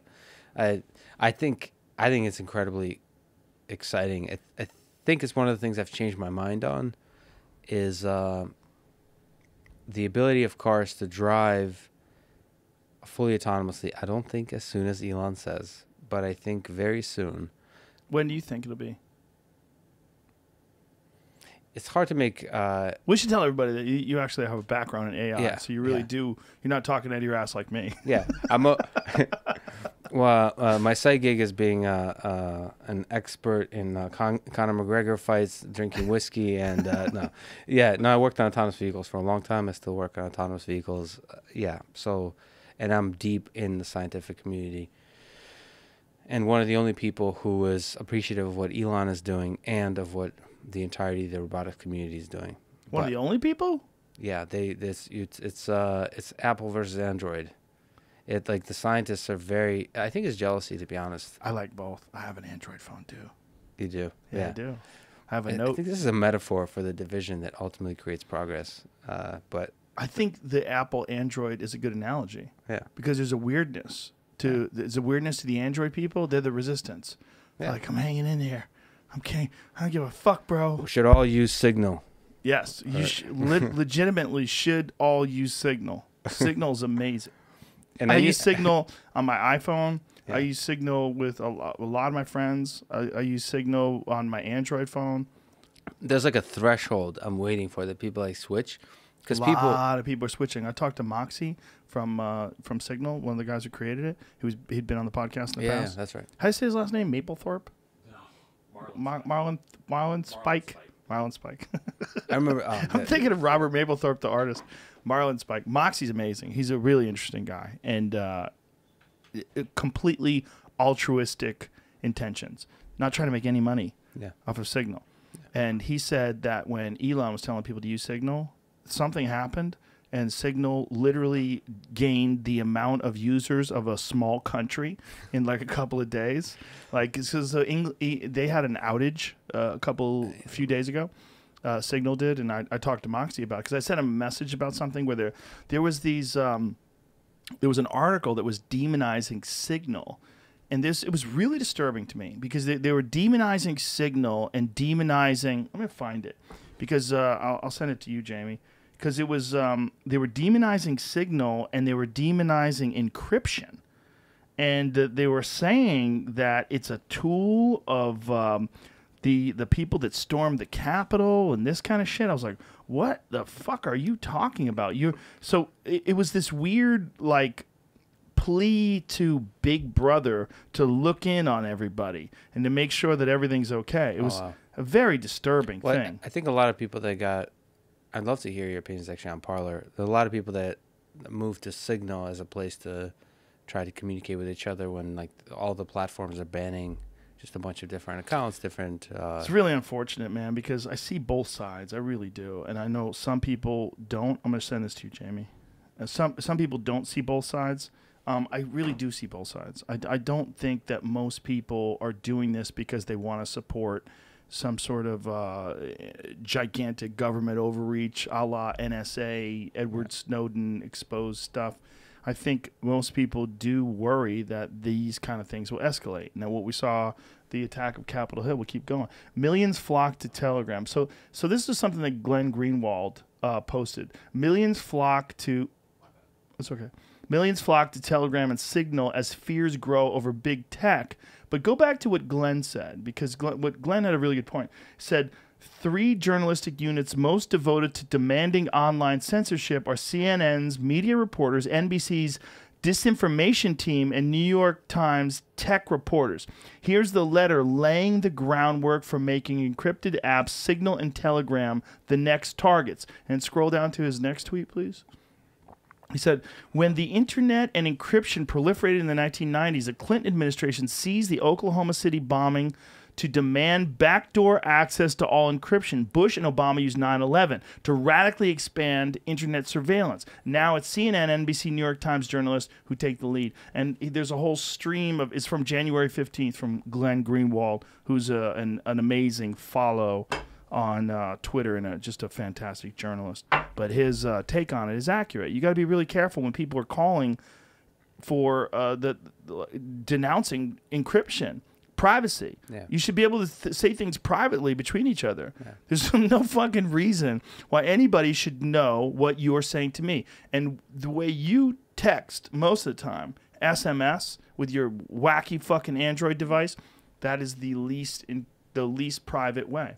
OnePlus Pro 7. Oh, is that a new one? Galaxy, no, it's not that new, but Galaxy S21, best phone on the market. Are you going to get the Galaxy S21? Is that what you're going to get? Probably. It looks so sexy. I don't know. It does. Yeah. The Ultra looks very sexy. I don't know. I wasn't... I don't know what to think. You're right. I'm personally torn about the whole banning of all these different accounts of social media. The one that really hit me was Amazon. I don't know if you're paying attention to this, but Amazon removing Parler from AWS. Yeah. It feels like that created a worse world, a more dangerous world, because there's a difference to me than banning accounts on Twitter, which is also very complicated. But it's like a difference between banning the ability to make a phone call, like the ability of like banning your number, blocking your number, versus banning your ability to make a phone call at all. When the actual infrastructure based on which your apps operate is now putting its finger on the scale of who succeed and not. Now that starts affecting capitalism. That means Twitter can't have a competitor that's like, that has the conspiracy theorists, that has the people that are allowed to say crazy shit about Jeffrey Epstein not killing himself or something. I don't know. I don't think that's crazy. Some people might think it's crazy, right? Do you think it's crazy? What do you think? If you had all your money and you had to put it on red or black, you had to put it on he didn't kill himself or he did kill himself. Red or black? I'm pushing all my chips on he didn't kill himself. Yeah, I would. But see, I feel like you would be more excited by the push. I would be just sadly pushing towards he didn't kill himself. Oh, you feel like I have a problem with the way I look at things. I'm judging. Why would I be more excited? Do you think I favor chaos over you? Well, I got enough chances to interact with Michael Malice to where you're not even close to that side of the spectrum. No. He gets excited. He doesn't have any children. That's right. Yeah, that's I have right. children. I have 3 daughters, and that's, You've females, the most vulnerable. Ghislaine Maxwell hearing illegally streamed by apparent QAnon followers.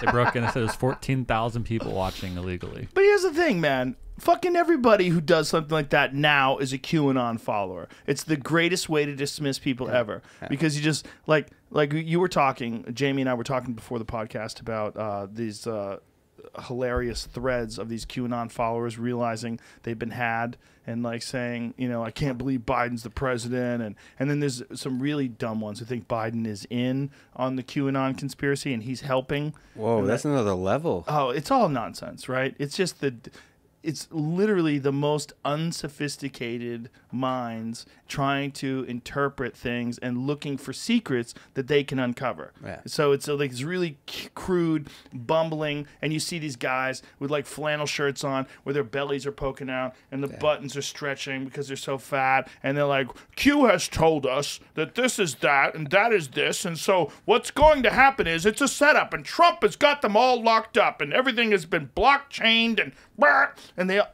there's so many people that buy into all this shit, and it's weird to watch. It's weird to watch it all play out. But it's the same thing as Bigfoot. Yeah. It's the same thing. Yeah. It's the same intention as people who are channeling aliens from beta reticuli. It's the same fucking thing. Yeah. It's people that want to pretend they have some secret information because their life is boring as fuck. Yeah. And they want to spice it up with some secret intel on the U.S. government by Q. And Q they know what's happening. And it's easy to get sucked into that. Just like it's easy to get sucked into channeling. It's easy to get sucked into psychics and card readers and Bigfoot and all that stuff. It's easy to get sucked into believing that someone has this really exciting secret. They know some things that other people don't know. Well, but there's so many secrets that are fascinating and that are closer to the truth. Like a lot of science has a lot of secrets to be unlocked. And sure, I would say, I mean, you're at the forefront of revealing some of the things on the alien side that are like. Oh, I got more coming. Oh shit! I got a lot more people coming. I've been doing like an alien interview once every month. Yeah, hell yeah. With UFO I interviews. Love it. Some of them, like so the Avi Loeb guy. Thank you very much, by the way, for recommending him and he's legit. So people should check him out. So outside of aliens, the same thought mindset he has, he applies to a lot of questions in science. His thoughts about black holes are really interesting. People should really follow. He's brilliant. He's a brilliant dude. Brilliant. So when a guy like him is saying that this interstellar object that travels faster by more than twice of any comet or any asteroid that we've ever observed, that is coming away from the sun, not affected by the sun's gravity, that is 10 times more reflective than any other object we've ever observed, that one of the things that Jeremy Corbell sent me is that it appears that it's commonly depicted that object, Oumuamua, is a cigar-shaped. Cigar-shaped. It's most likely flat, like Jeremy said, yeah. Jeremy said it's like a disc. That's what Avi says, too. It's from his book. Yeah, it's from his book. So the things that people have, the way they've described it, I'll try to find Jeremy's. Yes, most likely the reflectivity suggests that it's most likely to be a disc. Yeah. Which of course, Jeremy amazing. Says flying saucer. Like, of course he does. This is from Avi's book. The likelihood of Oumuamua being disc-shaped was about 91%. So that's like artistic interpretations based on the idea that it was an object, like a rock. But he says that it's flat. See, I tend to believe cigar isn't what I would go with on that. cigar shape. What do you think? A shit? Yeah. A turd. Yeah, it Definitely looks like a turd. flying turd. Definitely. Yeah. This is a kids show, Jamie. I didn't say it. But you know what, man? I think this is. I'm gonna go way out here. This thing that people have where they want to believe in Q, or they want to believe in aliens, or they want to believe in Bigfoot, they want to find these secrets. I think this is ultimately the reaching for the branch. This is a call to psychic powers. And I think ultimately that's what we're trying to develop as human beings. And I think it's taking many, many, many generations. And I think the evolution of human communication through grunts and gestures, all the way up to sounds, all the way up to complicated computer code and various languages. I think that what we are doing is trying to evolve human communication, whether it's through biology or whether it's through technology, to the point where there are no secrets. And I think that's coming. And I don't think it's going to be as far off in the future as many people think. And I think Elon and this Neuralink shit, these are the first warning shots of this symbiotic relationship that we're going to have with technology that allows us to read each other's minds. And this is what I've been saying for a while, that I think this is the future of human beings. I think the future of human beings is the thing that's going to save us. We're gonna realize that we're in this massive conflict between lies and truth and encryption and disinformation and propaganda and these fucking crazy conspiracy theorists and all these people that are alt-right and white supremacists, and are the Proud Boys evil, or was it all just a joke? What's the truth? I want to know the truth, because the fucking mainstream media does not have a vested interest in telling you the truth. They have a vested interest in telling you whatever the fuck they should tell you that's going to make the most people around them happy and sell the most clicks and get them the most views. And so we've got a conflict. We've got a massive conflict. Two polarized sides, right and left, red and blue. No one knows how to get out of this okay. No one knows. The way to get out of this okay, the way we get out of this is we can clearly see everyone's intentions. And maybe some people that you thought were bad are not bad. Maybe they're really good. And maybe some people you thought were good were really bad. They're just playing on the heartstrings of what's the common consensus of what you're supposed to say. What pronouns are you supposed to use? What are the words you're supposed to utter? What are the things that you're supposed to repeat? Yeah. There's a lot of really bad actors out there that are playing upon these cultural narratives that may not be, they might be sociopaths, but they're saying the things that you can say publicly. And privately, people know. Privately, people are terrified. Privately, people are like, she's fucking crazy. Like, I can't believe she got to where she got. Do you know what she did? Do you know who she is? Do you know who her uncle is? Do you know who her grandfather is? Do you know what the fucking, the family history of these demons from hell? Like, this is a lot of people talking this. But publicly, they'll espouse woke scripture, and they'll say, it is dark. The way out of it is to read each other's minds. That's the way out of it.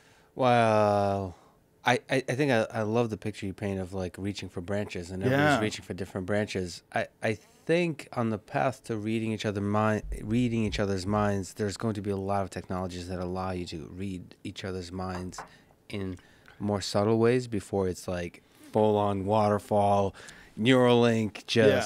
I think that's what social media does. We can read each other's minds.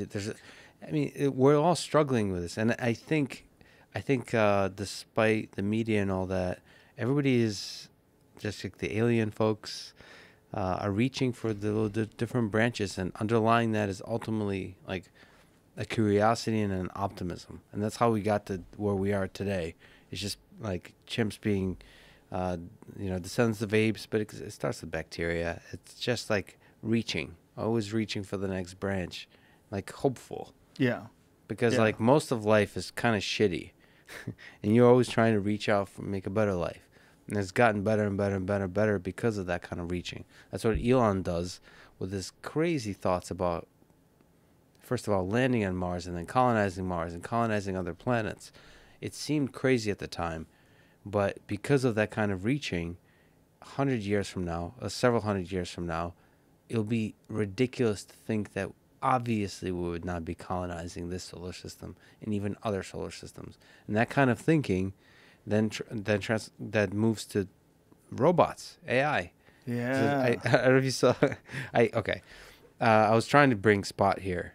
No. Today. Yeah. I'll fucking shoot it. Exactly. I'll shoot that dog. Good That luck. robot Spot is I would never shoot a real dog. It's a robot dog, folks. I love Oh, real it's dogs. not real to you. No, not yet. Robot Maybe one day it will lives be.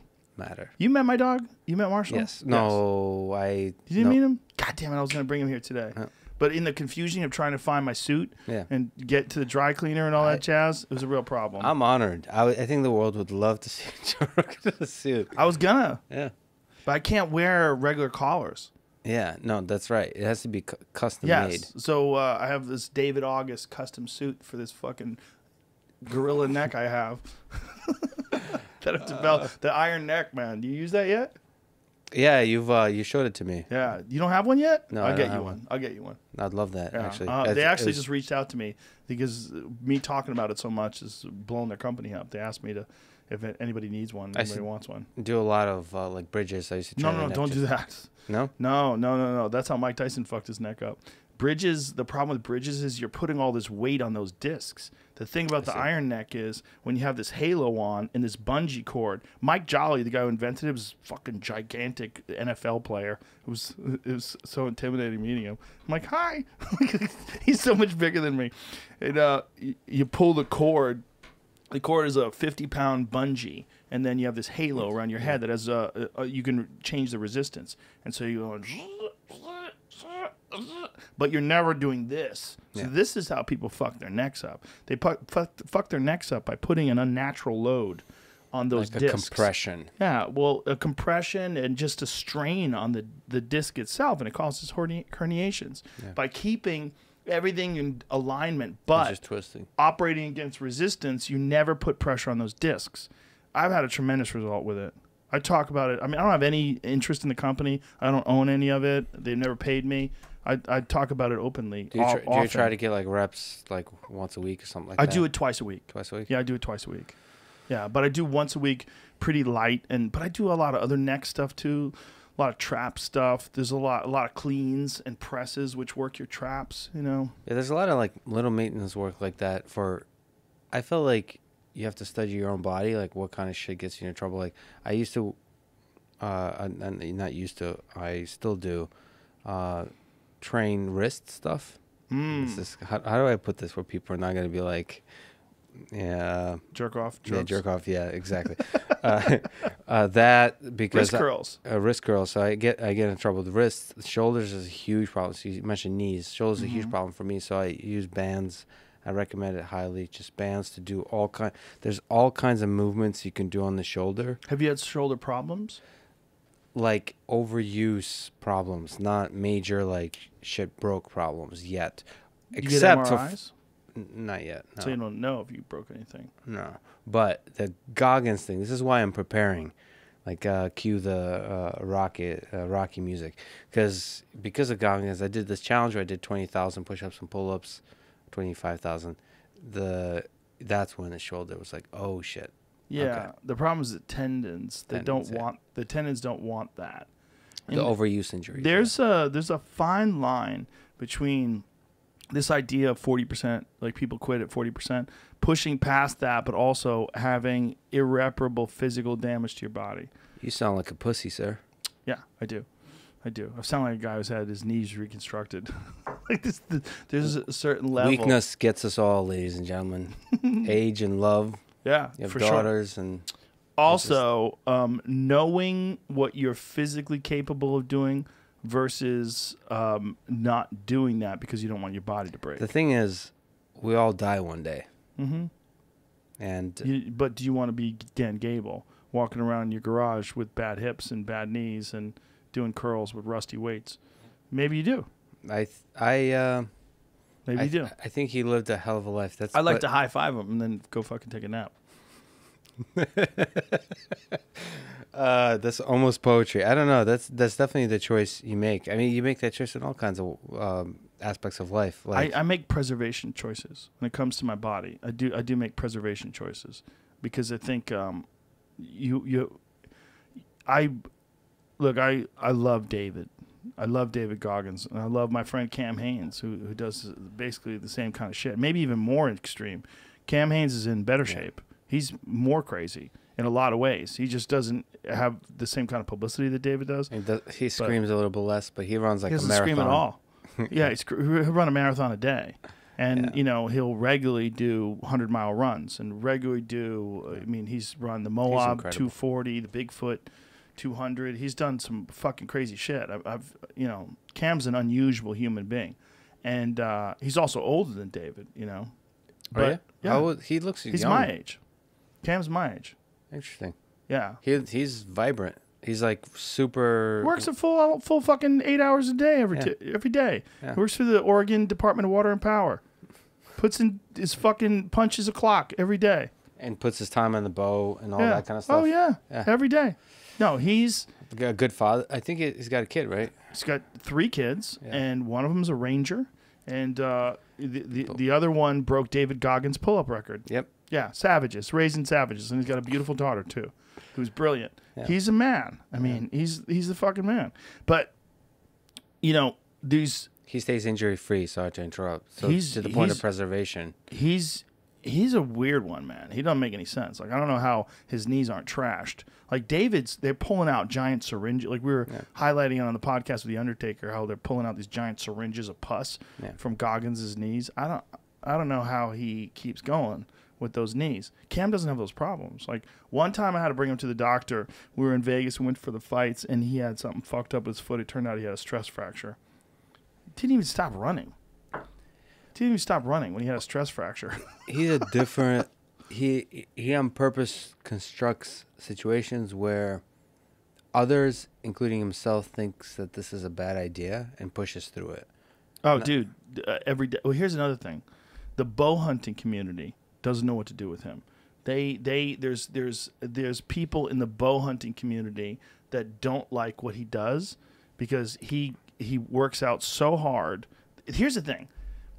When you see Cam Haines, you see a guy who's like this fitness endurance athlete, but that's deceiving because although he is those things to be the best bow hunter on earth. And he makes there's a real argument that he's the greatest bow hunter of all time. Like if you ask me, I love him to death, but if I wasn't his friend and I was on the outside looking at him, and I'm like, who's the greatest bow hunter of all time? Like, it might be Cam Haines. Like, there's a real argument. Like, there's a couple of guys in the running. John Dudley's in the running. Fred Bear is the legend. There's a few of these guys, these like legendary bow hunters, but this guy is so successful, like insanely successful every year in the most difficult pursuit. It's really hard to be successful bow hunting elk in the mountains. It's hard. He's successful every year. And he pulls a 90-pound bow. Now, you can't even buy a 90-pound bow from most bow companies. They won't make you one. But he fucking strong arms them into making him a 90-pound bow. So all these other bow companies, or all these other bow hunters rather, a few of them that are kind of butthurt and jealous, are mad that he is telling people he has a 90-pound bow. Yeah. My question is, do you think you're as strong as him? And if you don't, what do you give a fuck if he's pulling 90 pounds and you're pulling 70 pounds? Are we trying to pretend that we're all the same strength? Are we trying to pretend? Because that seems silly to me, because I know a lot of really fucking strong people that are way stronger than me. I don't want to pretend that I'm the same strength as them. And if I found out there was a guy out there that pulls a 150-pound bow, but he's like built like the Undertaker and he weighs 300 pounds, I'd go, oh, okay, that makes sense. That's like me pulling a 90-pound bow or a 100-pound bow. That would be easy for me. But for him, a 150-pound bow would probably be just as easy because he's fucking giant. Yeah. Cam Haines is working out every day. You got a problem with him pulling a 90-pound bow. You don't really have a problem with that. Your problem is with yourself. Yeah. Your problem is that you know you can't really do that. And it bothers people. So there's this weird ego thing in the bow hunting world where they get upset at him because he's a legitimate psycho. Because he literally does get up at 4 o'clock in the morning, run in the rain, in the dark, puts in a half a marathon before work, goes to work, puts in another 10 miles during lunchtime. He's a real psycho. Yeah, and I like Goggins. The way he's inspiration to me at least is in how easy he makes it look. Smiles the He whole just time. smiles and just Stoic. he's just nice. Yeah. There's just nice human. Stay And hard. There's none of that. None of that. None None of of that. that. Stay Have hard. a good day, everybody. He's out there running. So in some sense, I don't follow David Kane's. Sorry, Cam Haynes. Cam Haynes. That's that whiskey That's talking. that whiskey talking. 1-2 drinks. Is because he doesn't get me as pumped up. He's just an example I'd love to live up to. Yeah. There's something about the David Goggins of just like, listen, motherfucker. Yeah. You know, that. You gotta look at your demons. Yeah. Make him your bitch. It wakes you. Well, he's much you more up. outwardly inspirational. Yeah. Because he takes a lot of pleasure in pumping people up. There's a beautiful. So he's got. I think she's a girlfriend, but she might be a wife. I apologize if I don't know. Dave's wife? His Yeah, wife. yeah, it's his wife, yeah. Okay. So they have. She's more and more becoming part of his like Instagram thing, and there's just like this magical, in terms of a relationship moment, where she's filming him for his Instagram. They're supposed to go out to dinner or something, like a nice thing, and Is that when he's doing push-ups? he's doing push-ups. Yeah. In a puddle of sweat on the carpet? That is the most, just like there's a romantic element of just like, this is what I have to live with. But I also love this man from her perspective. And also there's this picture of like Goggins who's like, I don't give a fuck. I'm getting these push-ups in. And he didn't really plan it. He's just there in the corner. He's like, almost like, why are you filming me right now? Just let me deal with my Look at demons. this guy right here. I'm surprised he has a bed.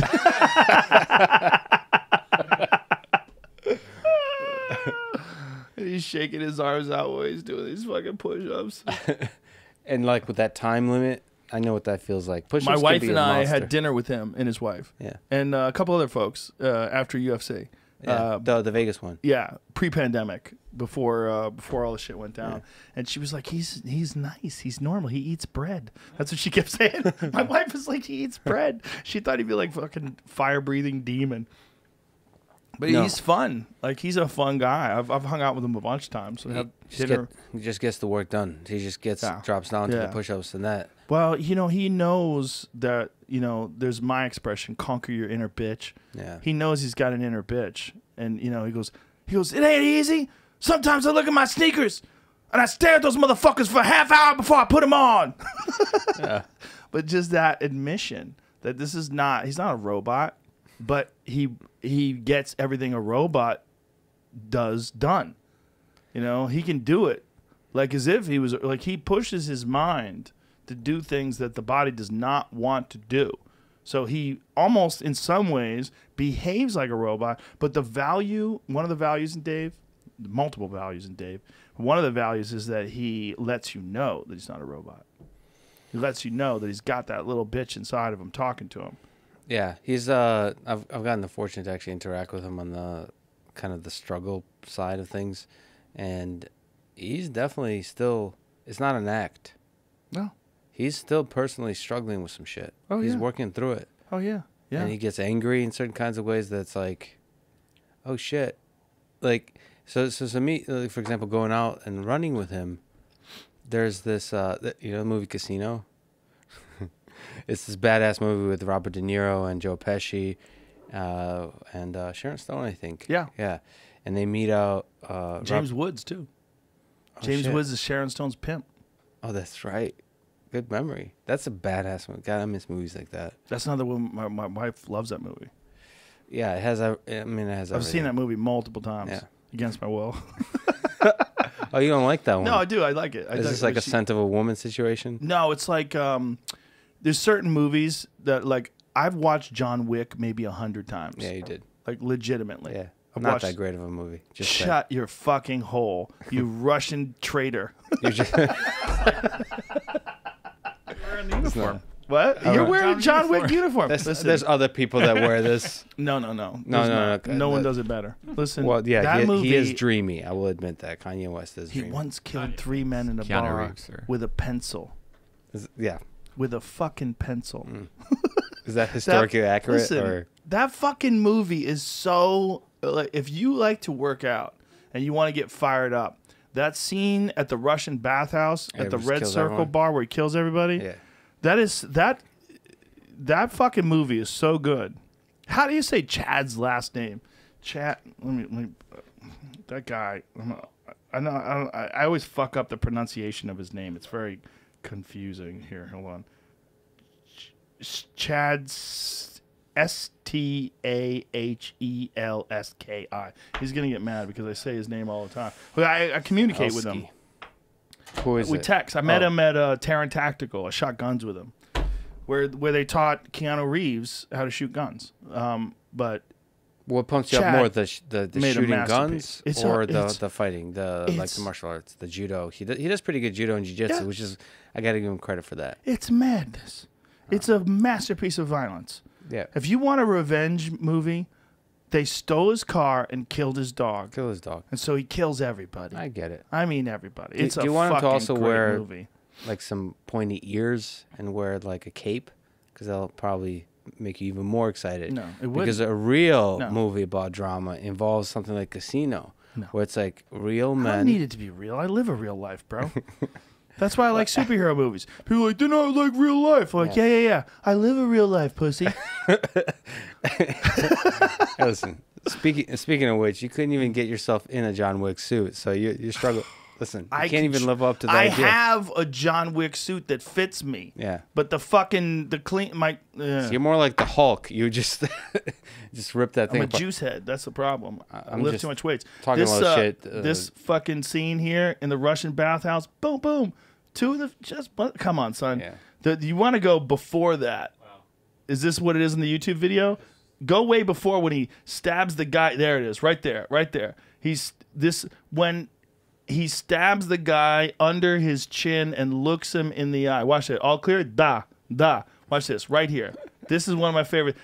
When I was involved in this Sober October challenge with my friends, right here. This is Look at it this right is what in you the were eyes. thinking about. I watched this 100 times in a row. I just kept watching it over and over and over again when I was on the elliptical machine. Oh, but how's the carnivore thing going? Great. It's going great. You still.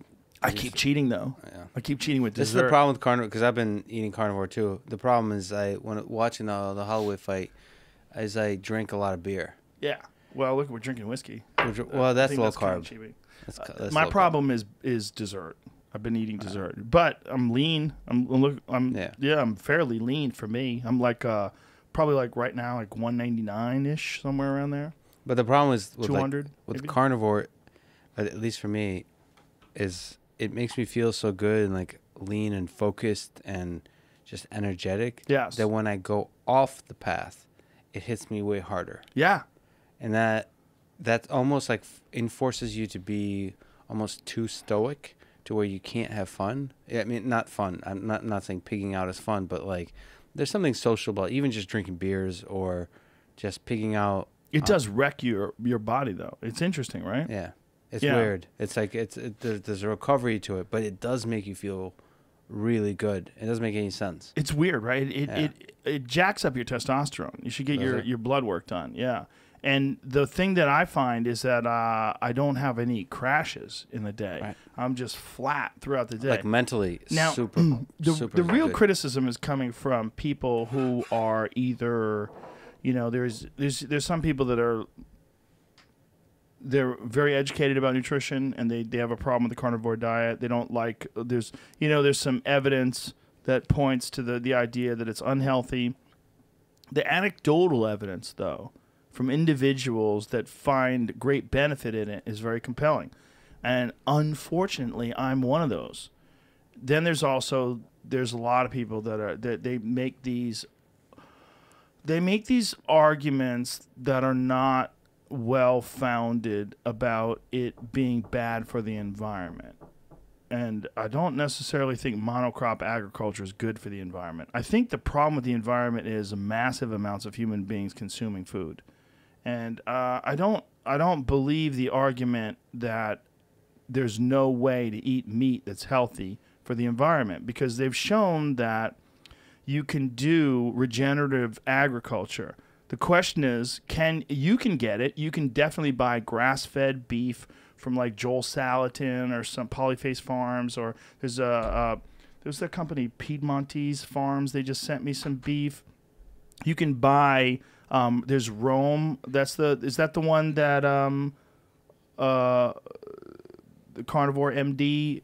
Is that his Rome Ranch? There's, right. Paul Saladino. It's funny enough. I think Ben Campo, something like that. Ben Campo's farm sent me some meat. There's like ethical ways of doing it. It's expensive though, right? It is expensive. Butcher Box. They use all grass-fed, grass-finished beef, all from ethically responsible farmers who they have like a real relationship with farmers and ranchers where they treat their animals ethically and fairly and humanely. And a lot of people are like, well, how can you do that if you kill them? You know, I understand your perspective. I understand your perspective. But the way they kill these animals is instantaneous. There's a bolt to the brain. They die instantly. And I see the argument that you should never kill a thing. But I think you need to understand that death for an animal that is essentially a prey animal. Like if you look at this this weird mandala, if you look at the range of animals on the planet, there are animals that eat other animals, and a cow is one of those animals that gets eaten usually by large predators. The way they get eaten is horrific. The best way for them to die is from human hands, if that human does it correctly. Whether it's a hunter or whether it's a farmer, there's no animals that are wild animals that live to be an animal that dies of old age. Or if there are, the numbers are so low, it's like people that live to be 120. Yeah. There's not a lot of them. Most animals die by starvation, by disease, or by predators. The vast majority. If someone comes along, whether it's me shooting it with an arrow, or whether it's an ethical, humane farmer, like one of the ones that Butcher Box employs, or some of these other ranchers, you can get it. The real question is not that. There's an ethical question. It's a debate, and it should be handled. You can have a respectful conversation about this. But the real question is, can that sustain 7 point whatever billion people? Right. And I don't know if it can. I don't know if that's true. I think our problem might be the massive amount of human beings, and the fact that very few natural ways will sustain this population. Monocrop agriculture is terrible. It's terrible for the soil. It's terrible for the environment. It's terrible for it displaces wildlife when they harvest those crops. It's devastating to the wildlife. It's devastating to small mammals and devastating to insects. Devastating to birds. It's the life for life is not. It's not one for one. We don't look at a mouse the same way we look at an elk. An elk is a large, what my friend Steve Ranella calls a charismatic megafauna. We look at them in a different way, but it's one to one. These larger things we think are more valuable. If I shoot one elk, I eat it for a year. Like I give it out. Oh, do you have a place to cook? Yeah. You have an apartment? Like with I got food for you. I got elk meat. It. I have 2 commercial freezers out here. I would. I don't know how to put into words my gratitude towards that. Yeah. Wow, I got a bag for you. I'm gonna hook you up. I feel kind of bad about eating meat that's factory farmed. Yeah, well, I do too. I know what you're saying, but health wise, I think I feel better when I eat a lot of meat. Yeah. I don't know if I could break apart the psychology of it. Do you struggle with it, like, like ethically? Because I feel, on a personal level, really good eating meat. Yeah, and I understand. It feels. This isn't me like being social justice warrior or signaling or something. It feels like this would be one of those things that in 100 years we'll look back and say this was a really fucked up thing that we did as a society. I'm not sure. This is why I'm not sure, because what are we going to do to control the population of these animals? once we've established herds of cows and sheep and chickens and all these different animals that we, we consider livestock, how are we going to stop? Are we going to stop them from breeding? Are we going to separate them from each other? Are we going to play God? Are we going to bring in predators? Like, what are we going to do? If we stop eating them, what are we going to do? And are we acknowledging that there are certain, like, there's a lot of people that are they're vegan zealots, and they do not believe that it can be healthy to eat meat. The problem with that is, of course, that almost all elite professional athletes eat meat. There's very few exceptions. There's a few that do well, and there's also a few that try vegan diets and their bodies wind up falling apart. And vegans hate that. They hate when you talk about it. They get angry because they're in. It's an ideology. You could say it's almost cult-like. Yep. But they also have some good points. Like, they're not killing sentient beings, and they don't think of plants as being a sentient being. Right. Problem with that is, of course, when you do mushrooms, you realize that all things are alive. Yeah, that's what you. All things I are hope you thinking. get Matthew Johnson on your podcast. By the way, that guy Is he the guy that you had on yours? Yeah. Psychedelic drugs guy? Yeah. Okay. Yeah. I gotta. Okay, he opened up my mind. So I've always thought psychedelics in general, but psilocybin, just everything. DMT was a fascinating way to explore the mind, scientifically as well. But he's the first person, I might be ignorant, made me realize you could actually do it as part of like multi-million-dollar funded studies, and like explore it like rigorously. I know it sounds weird, but like seriously explore where can you go? He is big on doing a heroic dose of psilocybin, which apparently is legal as long as it's part of a study. And he's been studying it for 50 years. No, he's a young guy, which is like, part of my excitement that this is somebody that we'll be following for decades to come. I think he's just in the early steps of a journey. He's running huge studies. One of the things that really excite me about what he's doing is he went from sort of using psychedelics or psilocybin or any of the other psychedelic drugs to explore like how you can treat different mental disorders, diseases, addictions, and so on, to now pushing it towards how can it help a person who what he calls like a creative, like somebody like you, a comedian, or somebody like Elon, like engineers, like me, engineers, scientists, all that kind of stuff. How can it help the mind when you're not trying to treat some kind of explicit disorder, but actually trying to expand your thinking about the world and actually doing that as a study? So that's what I'm excited about, kind of waiting with just like bated breath that he runs a study that I can participate in, because it'll be open to in the wild. Do you have any experiences at all? I've psilocybin mushrooms. Yeah, I've taken 3-4 times, and I've never had actually a negative experience with drugs. Maybe alcohol, but it's like saying, like it was more positive than negative. Drugs, kids don't listen to this, but drugs have done well for me. Do you listen to the podcast I did recently with Dr. Carl Hart? No. You would really enjoy it. Wow. It was a little tedious in the beginning because we were talking about politics, and it was post Capitol Hill, and it was like, he was very frustrated. But when we got into drugs, then he came alive, and his book is right here. What is his drug use for grown-ups? Chasing Liberty in the Land of Fear. So that's not the sense I started listening to the podcast. That's not the sense I got from the podcast when I started listening to it, which is awesome.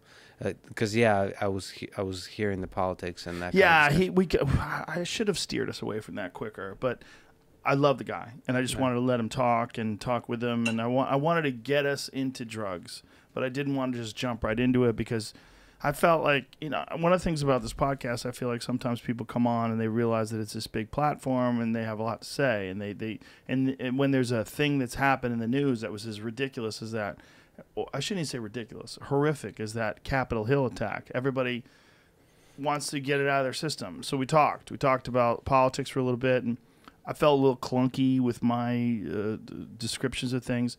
But then we got into drugs. And once we got into drugs, then he shines because he was a guy who bought into all the propaganda. And you know, he's a research scientist and a brilliant guy who wasn't into any drugs at all until he was in like his, I believe he said he was in his 30s. Is that correct, Jamie? Somewhere in there? And then, you know, now he takes drugs all the time. He's talking about the positive benefits of heroin. He had a shirt on that was the chemical compound for crystal meth. Yeah, that's it's funny enough. Like, so you talk to Avi Loeb, who's, you know, the Amuamua, somebody who's really open minded about that, but he's less open minded about psychedelics and all those kinds of drugs. It's fascinating. We as a species, you talk about reaching for branches, are exploring like what's interesting. And I think psychedelics is a legitimate, like, I haven't actually tried much at all, but it feels like every time I've tried, so when I tried mushrooms, it makes you realize that the mind is capable of so much more than you were cognizant of. It makes me think that there's more to reality than we can grasp, and that we need a help. We need something. We need a little doorway that lets us walk through to some other side, whether it's psilocybin or dimethyltryptamine or whatever the method you use. There's a lot more out there. We're very crude in our perceptions and our ability to perceive, and I think our ideas of drugs, our negative ideas of drugs, are a lot of times they're flavored with the limitations of human personality and human beings interfacing with the world, looking for escape rather than looking to explore and looking to give in to the Mother Gaia and give in to these magical compounds. And also, there's a lot of fucking charlatans, man. There's a lot of people that espouse the use of psychedelics because it makes them appear to be spiritual and it boosts their ego. And I had a conversation, I've had more than one conversation with people where they say, like, you know, you don't seem like a psychedelic guy because you use like a lot of like fucked up words and you say a lot of shit you probably shouldn't say. I'm like, well, I'm also a comic. Like, at the end of the day, my goal is to look, I'm also accustomed to being around people that do what I do. Like, sometimes people get taken aback by my crude language or the way I think about things or discuss things, but my culture, my community is comics. At the end of the day, they're comics and fighters. Both of those people both those groups of people, the community, are used to saying some fucked up shit. It's fun for us. When you're a person who, like, there's people are accustomed to things that, like, one of my favorite videos has nothing to do with psychedelics, of a fighter. It shows you the sense of humor of a fighter. Is my friend John Wayne Parr. After a fight, he's got this giant gash in his head, and they're stitching him up, and as they're stitching him up, they're opening up his thing like a mouth and talking like, "Hey John, how was today?" So he's got this giant cut in his head. Where a lot of people would be freaked out. They have this cut in his head. He's laughing. It's post-fight. You know, there's a sense of humor that fighters have, and there's a sense of humor that comedians have, and I'm sure first responders, firefighters, a lot of soldiers that I'm friends with, they have a different sense of humor too because they've seen a lot of wild shit and a lot of violence. They use there's a style of communication that for a lot of people that just live a more pedantic, a more pedestrian, a more placid life. They're uncomfortable by it. Yeah, I actually looked at humor. I think humor will save the world. I think that we mentioned. Look at this. That's only one of them. That's only one of them. The other one was on the side of his head. He had one where they were stitching him up. It was on above his left eyebrow, and it was giant. John's had more than 100 stitches in his head. I mean, way more than 100 stitches, like hundreds of stitches in his face. Yeah, the people that have been through the worst shit that I've had a connection with in my life, they always have a dark sense of humor about and it's a kind of escape. No, it's not an escape. It's actually, I don't want to say it's an escape. But not even. It's almost a way to embrace the the dual nature of life, that it can be really shitty and really beautiful. Yeah. Because of the ups and downs. And somehow, I don't know what it is about humor.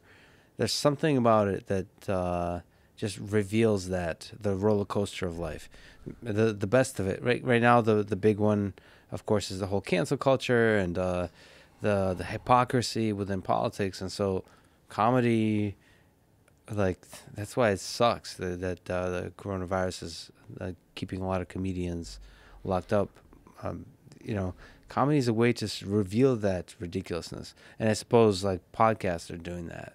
They are, but there's a lot of comedians that are back on the road now. They're like, fuck it, I can't do this anymore. And doing, like, hearing your show with Chappelle was like, that was so refreshing. Actually, I won't say what it is, but Ron White was on the show, and he said the most, and I was fortunate enough to sit next to your wife, and he said the most inappropriate joke, and it was so refreshing for some reason. It was like it's kind of escape. I know what you mean. Yeah. Like, we've been taking ourselves so seriously in this very kind of careful discourse in the public sphere that, like, comedians provide this kind of, like, they point out the elephant in the room. Yes. Like, this is absurd. Yes.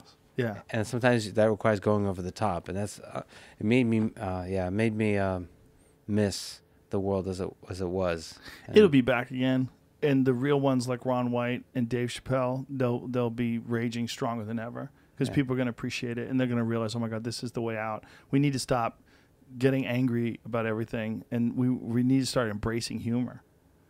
It's important. There's a broad spectrum of human thought, and we can't just live in the fucking range of outrage. That range is a shitty range, that range that so many people exist in. And one of the reasons why they exist in that range, the outrage range, is because they're doing it online. It's not a real way of communicating. Because of the fact that everyone's been separated from just normal, regular interactions with folks. I remember, like, I would feel like when I first moved to LA, I didn't have any friends. And I would feel real weird. I would be, I had a furnished apartment, so it wasn't really, it never felt like mine. It felt like a hotel. So there's this place called Oakwoods, these Oakwoods apartments in Burbank. Yeah. I think it was in Burbank. But wherever it was, I was staying in these apartments, and it was weird, man. I felt weird. Like, what am I doing here? And then I would go to the Comedy Store, and I'd be around people, and I'd be around like-minded misfits, and we'd all be laughing, and I would be like, almost like somebody took like a weighted vest off of me, like, I'm gonna be okay. It's gonna be okay. And then it felt weird again the next day, and then I had to go to the Comedy Store again. We need each other. We need each other, but we need each other person to person. And there was no social media back then, which if there was, I'd probably be just like a lot of these fucking idiots that are online raging about the world and looking for acceptance and looking for social justice brownie points and virtue signaling at any turn, hoping that it gets me some love and likes, because that's what people are doing. They think they're doing it because they're trying to correct the world, but they really don't understand that they're contributing to the polarizing aspect of today's culture and climate. We need to be around each other.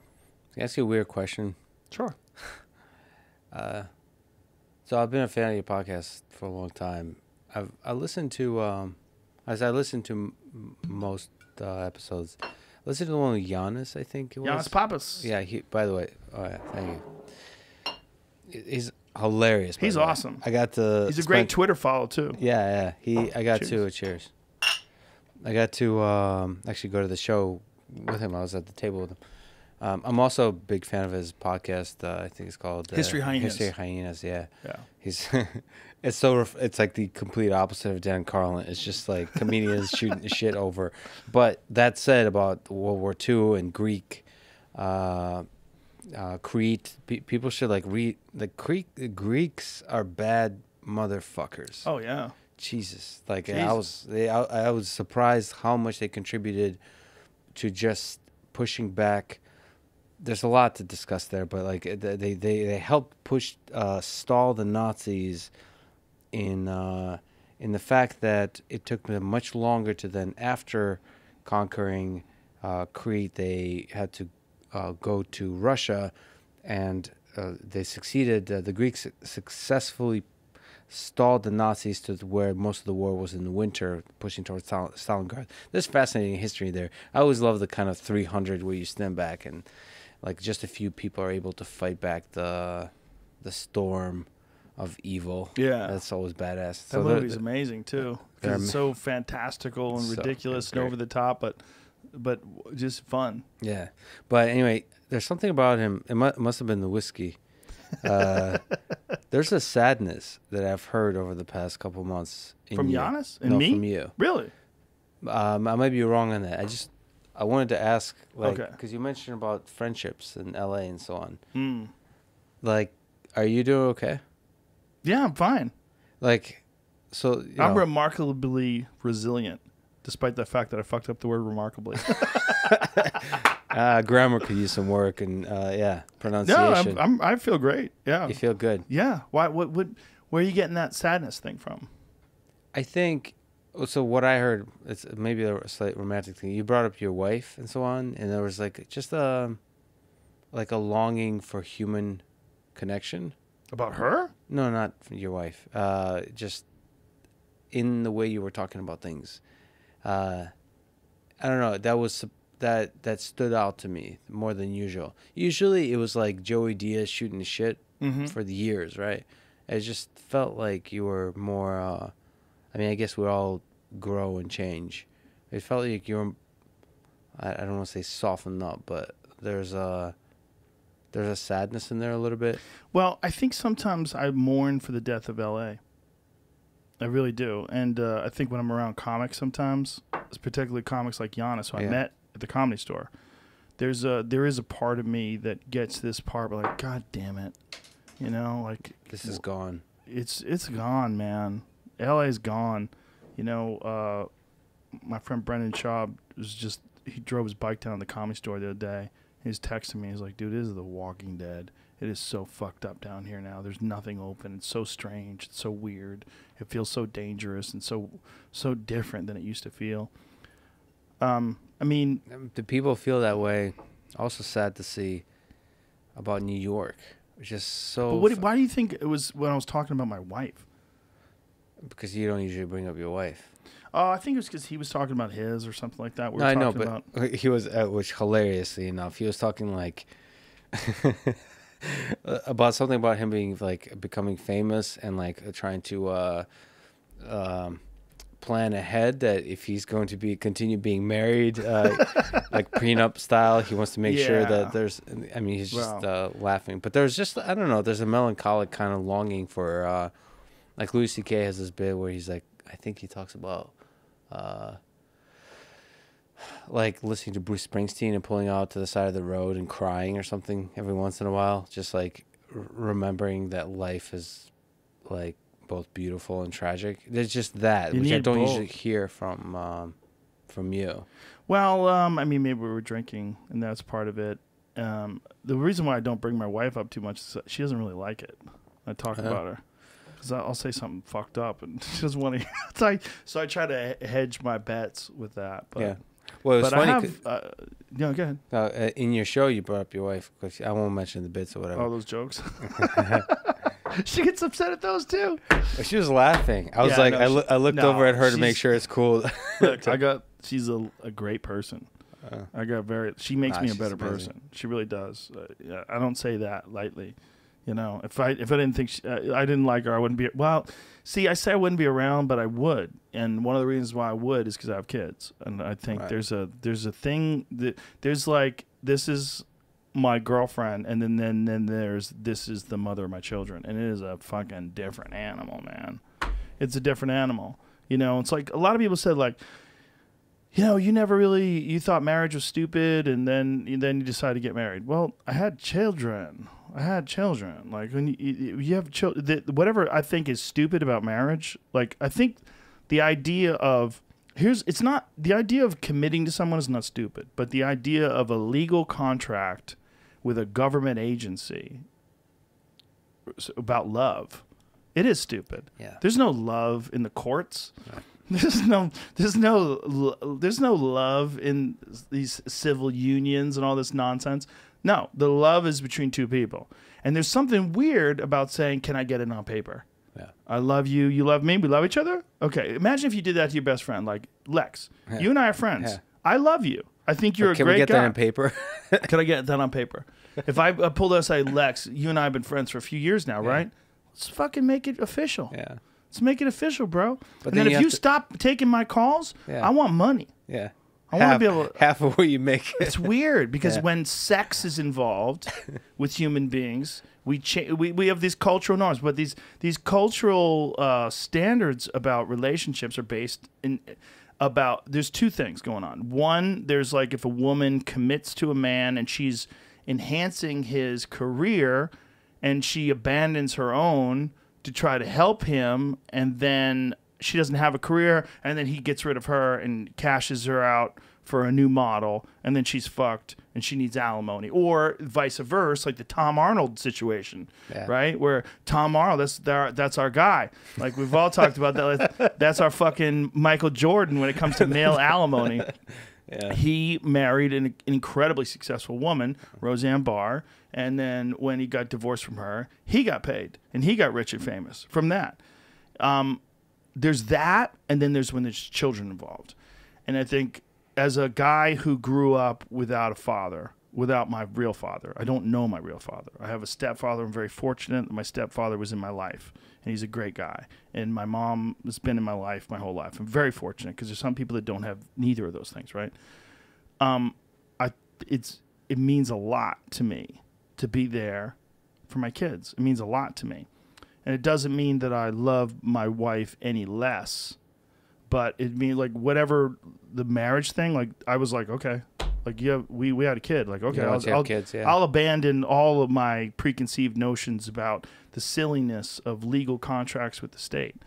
It doesn't mean I don't love anyone any less or it cheapens it at all. But I think the thing is ridiculous. You stand in front of each other. I do. You guys have a wedding song or like No. do a dance? Dude, I barely got through the whole thing. It was so as a comic, it's so preposterous to me. But it doesn't mean I don't love any less. It doesn't mean that I don't appreciate her any less. I appreciate the fuck out of that lady. No, you do, and that's one of the inspiring things. It's like I see that with that's one of the reasons I like Elon is allowing yourself to be excited about awesome things, just being, I don't know, seeing the beauty in things. And one of the inspiring things about you is just saying nice things about your wife. It's funny, but it's rare. It stood out actually. Most people just kind of talk shit about. But I genuinely have a great time with her. Yeah, I really that's do. awesome. And we've been together for a long time, and we've grown together. Like who I am now is not who I was when I met her. I'm a different person, and part of me being a different person is my relationship with her. But she doesn't like me talking. She's gonna be mad at this. Yeah, sorry. Not really mad. She won't be mad because I'm saying nice things. But Yeah. you know, relationships are odd, man, because a lot of them go bad. And my problems with marriage was growing up seeing marriages that went bad and seeing traps. Like when I was like, my grandparents were lovely people, but Jesus Christ, did they fight? They fought in the worst way. It was horrible to be around, to be a little kid, and my grandmother screaming at my grandfather. And I remember thinking, fuck this. I remember being trapped in my grandparents' home. Like, they're watching me. Like, my mom's out doing something. She's going to come back, and they're yelling at each other, "Don't rush me, Joe!" Was it Josephine and Joseph? Yeah. My grandfather, my unoriginal family. Yeah. Right? My grandfather's name was Joseph. My grandmother's name was Josephine. They're fucking yelling at each other. And I remember being terrified because I was a little kid and thinking, like, God, I don't ever want to be trapped with some fucking person where they don't like each other anymore. Or even if they love each other, they've developed these patterns of communication that are so negative and corrosive. They just scream at each other all the time. And when I was a young man, that's how I thought about relationships. I thought, and also I had a bunch of bad ones growing up, especially when I was broke. When you're broke and you have like, and your future looks pretty fucking sketchy, boy, you learn a lot. And those girls were right. They were right to look at me like skeptically, like, this motherfucker, he thinks he's funny. Like, where are you going with this? Where's this career going? And, you know, there was like, when girls would cheat on me, like if I found out about it, it was like there was a relief. I was like, oh, great. I don't have to wait for this to happen. Like it already happened. Like I knew it was coming. Like this is my concept of relationships. They were always tortured and struggling. And for what is the percentage of people that get divorced in this country? I keep hearing 50%, but Yeah. it's something ridiculous. Chris Rock has the best bit about that. He goes, that's the ones that have the courage to leave. He says, how many cowards just stay? He's right. And he's divorced, by the way. Chris Rock's divorced. So But the problem is, and also, he's got some horrific jokes about how much money he had to pay in divorce. And, he's like, my wife made more money in comedy last year than Dave Chappelle. Which is fucking horrible. Yeah, Jeff Bezos' wife is doing really good money, good things with the money that she has, actually. Listen, Jeff Bezos is so goddamn rich that giving her $34 billion didn't even put a dent in him. No doubt. Elon, number one, though, currently. Elon Musk, the richest man on earth. Well, other than the Saudis that don't give up the numbers. Or Putin. Let's just put the truth on the table. Oh, yeah. Putin, too, right? Yeah. A lot of those oil folks, they have undisclosed incomes, right? Yeah. I think they probably laugh. Oh, good job for you. Number one. I think it's funny. Oh, you're number one. Congratulations, my friend. How did you do it? Because it's money's a weird thing, right? Because you really only have time, and do you have enough time to recoup that money that you gave up, and how much of your life is based on the lifestyle that money provides? Like, what is it about your life that you think that you need a certain number, right? And there's look, I have a friend I've talked about him before, but I'll say it one more time because he has one of my worst stories about marriage. He got divorced. He's been divorced for 14 years. He's been married to a new woman for 12 years. He doesn't even have a baby with the first woman, and he's still paying her hundreds of thousands of dollars a year, and it kills him. It kills him. It's crazy. Yeah. And my joke is like, did he fuck her so hard she can never work again? Like, he was in a relationship with a woman. It didn't work out. But he has to continue sending her a giant chunk of his income every year, and it kills him. Yeah, it can make you cynical about it can affect their future relationships. It can affect your ability to be like. It causes some men to become misogynists. Yeah. It causes some men to look at women as like parasites. It's not good. It's not healthy. I don't necessarily think that all divorce settlements are like that. But I do think that there is an odd thing when you have an industry that is based around extracting money from people that have it. And what that is like, Phil Hartman told me once when he was trying to get divorced from his wife, and he was like, I go, just give her half. He goes, it's not half, it's 2/3. He goes, it's a scam. The lawyers take 1/3. And I remember thinking like, oh shit, I never even thought about that. That's the scam. The scam is they drag it out. And I've had multiple friends who've been involved in divorces where it's dragged out. Yeah, my worry is that's my biggest fear of marriage, is the lawyers on the divorce side. That's why I wasn't into it for the longest time. But listen, man, you're going to have the bigger commitment is children. You have a life form. You have a human being. You have the most precious person in your life. When you have a baby, man, the weird feelings that you have about love, like the intensity of the love it's so overwhelming. Like, I can look at pictures of my kids when they're little and I start crying. It's crazy. The feeling that you have about children is just a fucking game changer, and it makes you just think about all of your preconceived notions about humans, and they all go out the window, because I think of all people as babies now. I used to be an angry person. I used to think of that guy's a fuckhead, and now I think that guy is a baby that just grew up all fucked up, and now here he is, a 40-year-old douchebag. How do they? Hope you don't mind saying. How do they like to move to Texas? They love it. They love it here. LA feels like a weird place for. Yeah, it's healthier for them here. Kids are more normal here. kids in LA, here being famous doesn't seem like a viable option. In LA, it seemed like the most viable option, like the most primary option. Oh, you mean like there's a community of people that are focused around the Kardashians Right. and the athletes and the musicians and the this and the that, and their whole ideas. This obviously sounds hypocritical. It's coming from someone who happens to be famous, but I think that it's a empty pursuit. It's you can get famous doing a thing that you love, or you can try to be famous, and they're two very different things. And I think there's been many times in my life where I was trying to get famous because it seemed like it was impossible, right? Like when I was young and first getting on television, first doing comedy, because it just seemed like impossible. Like, how does someone get famous? How does it? I could see other people famous. Like, how are they famous? This is crazy. It seemed nuts. Yeah. But be careful what you wish for.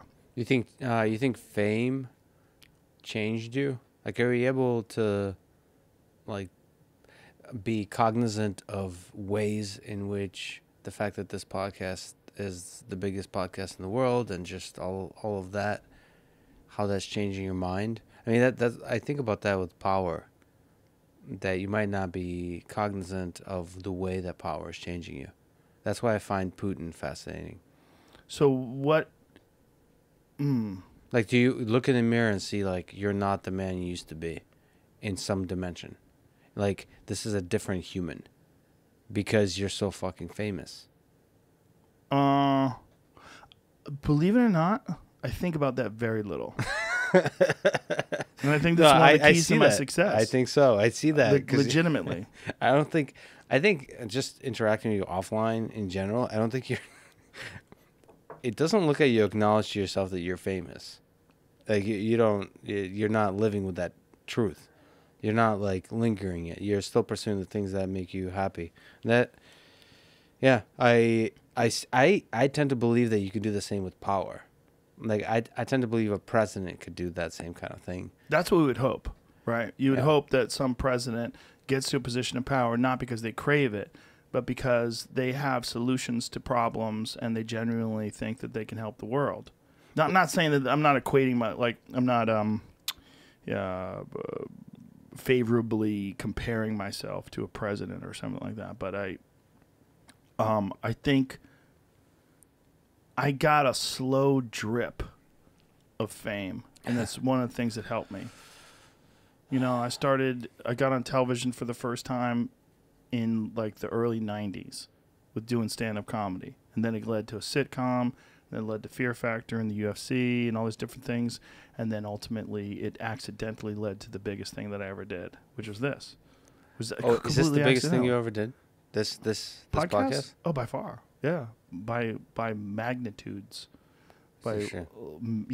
Massive, giant numbers of magnitudes different than anything I've ever done. What was the for some reason your Bernie Sanders conversation popped into mind, because that's my favorite part about the inauguration that happened is Bernie Sanders sitting there Poor guy. in comfy clothes with like mittens. And he's sitting back. I don't know if you know this picture. Have you This seen is the the greatest memes? picture of all time. There's so many memes of Oh, him. they're crazy. I'm sorry. People are already sick of it. Yeah. I'm sorry if The I'm... internet, All right. the internet is undefeated. There's I'm so like many, grandma. so many awesome memes of him doing different things. But like, the original, just the sitting there and not giving a damn. well, I think he gives a damn. I think he's recognizing that it's never going to happen.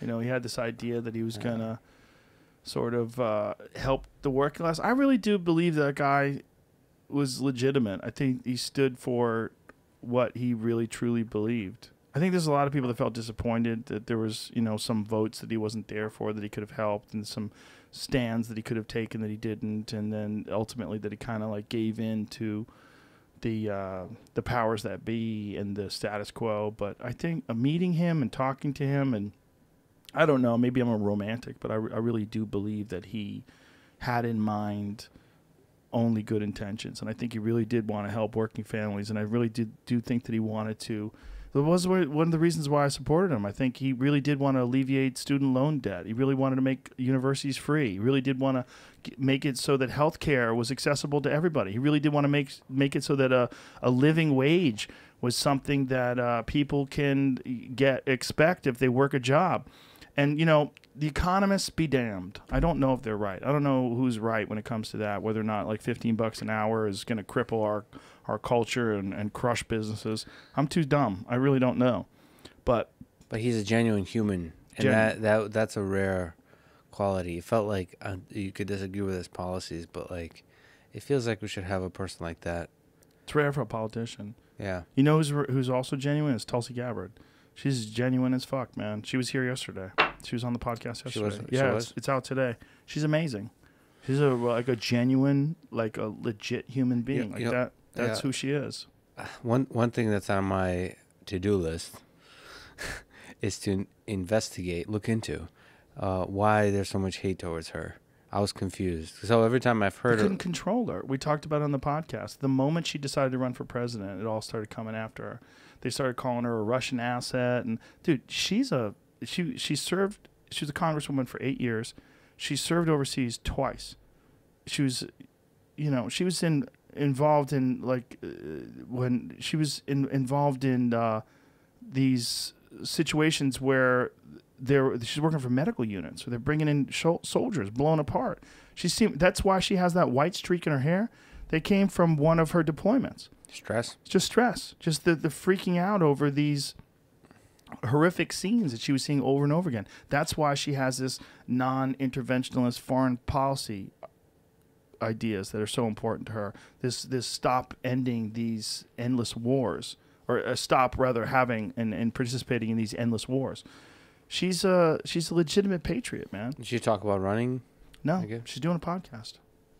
Like her own? Yeah, it's called This is Tulsi Gabbard. Because she felt like she was so misrepresented. We talked about her being attacked on The View and how that collapsed on those people. And it's like the merchants of hate out there trying to, spew their vitriol on people. There's a whole business in that with people. Podcasting could be the thing that actually saves us. It's a lot of really interesting people. Andrew Yang is doing a podcast. It's just it's a way to express yourself in a long format and being nuanced, and it feels it's refreshing. Yeah. I do think you should give platform to certain folks who are crazy people. No, not crazy people. There's just some people who don't have a platform currently. Like who? He's no longer president, but Trump? Donald Trump. Yeah, you should give him a chance because he's banned everywhere else. I figured that it'd be nice. Boy, that would be a crazy conversation, dude. Yeah. I mean, I don't know if I'm ready. I don't know if I'm into that. Yeah. I feel like he can make his own YouTube video. He's got his own platforms. There's a complexity to that human being. Oh, for sure. When you hear his story, again, coming from someone who has children, and the story that his cousin paints of him, or his niece. Yeah, that's right. Is his niece or his cousin? Niece. Yeah, it's whatever the name of her book is. It's a story that resonates with anyone that has had a difficult upbringing and recognizes the need that children have for the love of their parents. There's a thing that happens to children when they're raised incorrectly. They're raised with the wrong input. Yeah, Mary Trump. I wish I was so mad at this book. I don't even know if she's right. I don't know. So the problem with this book is that she had the opportunity to write a deep psychological study of Donald Trump that's apolitical, and she kept inserting politics into it. She kept inserting her obviously liberal point of view, as opposed to studying a fascinating, complicated human being who's obviously achieved a lot of things in this world. Well, you know what? I bet that's probably what the editors want, and I bet that's probably what a lot of other people wanted. But I agree with you, is that I want to be able to make up my own political ideas and my own political decisions. I want to know what you know about this human. Yeah. And how this I mean, she might, if Donald Trump might sit down and write a book about her, let me tell you something about this bitch. That's a good title for a book. That should be the title of his book. Let me tell you something about this bitch. She was always mean and fucking. She always complained and blamed other people. And she was always lazy, and she was always mad at her cousins. Like, who knows? I'm just exaggerating and making things up. She's probably a wonderful person, but my point is, we don't know. When a person just writes something and the other person doesn't even get to respond, interject, it's a real problem. You can get a very distorted perception of who that human being is. Yeah, and what's the matter, Jamie? We were talking about Putin a second ago about being the richest man in the world. I've stumbled across a current story that is very interesting. Do you remember I think he's considered maybe Putin's rival, the guy that got poisoned a couple years ago. So he's recently traveled back to Russia. Did you hear about this? Yeah, I did. As of 2 days ago, he uploaded a video onto YouTube. I'm going to show you this just a second. It has 50 million views in 2 days. This is Putin's billion-dollar palace? Yeah. Yeah. It's a 2-hour video where this guy's breaking down what this is. It's a like $1.4 billion palace that has all sorts of crazy. It sounds crazy. And there are English subtitles on here. I obviously don't have the time to look through this at the moment. Right. I haven't seen a video get that many views that quick in a long time outside of like God, some viral it's 49 million views. Yeah. Play some of it. Well, I want to see. I just want to see the palace. Oh. This is, how big is it? It's huge. They're like, one of the guys that was looking into this brings up that Oh, they it's have legitimately Navalny's video. Yeah, this is his video. There's other videos that are smaller, but this How is much the time actual do you think 2-hour he's one. got left on Earth? He went back. The size of the balls this man has to After go they back. poisoned him. They're bringing up this. It's a stripper room, but like they're like, there's this room in the basement that has no windows and weirdly a pole. And How does he have this information? they have the plans. They have 3D renderings. They have they have Look at drone this footage. place. There's like an enclosed ice rink. There's a 2,500 square foot greenhouse. Wow. So he might be the richest man in the world. Comrade, Yeah, that's what I was can looking we into. take the video down? According to him, he like owns everything Comrade. in like Russia or something. He owns everything in Russia. Well, he is what is his? Does he have a lot of support in Russia? Yeah, still a huge amount of support. I mean, the young. Is it the same kind of support like Trump has support, like support for the strong man? Yes, but he is much better. This is what I mentioned with the charisma of Hitler, not equating anybody in this conversation, but the Putin is actually two things. He's very charismatic and like witty, intelligent, thoughtful. So it's very different style than Donald Trump, who's more chaotic, comedian-like, just off the cuff kind of way.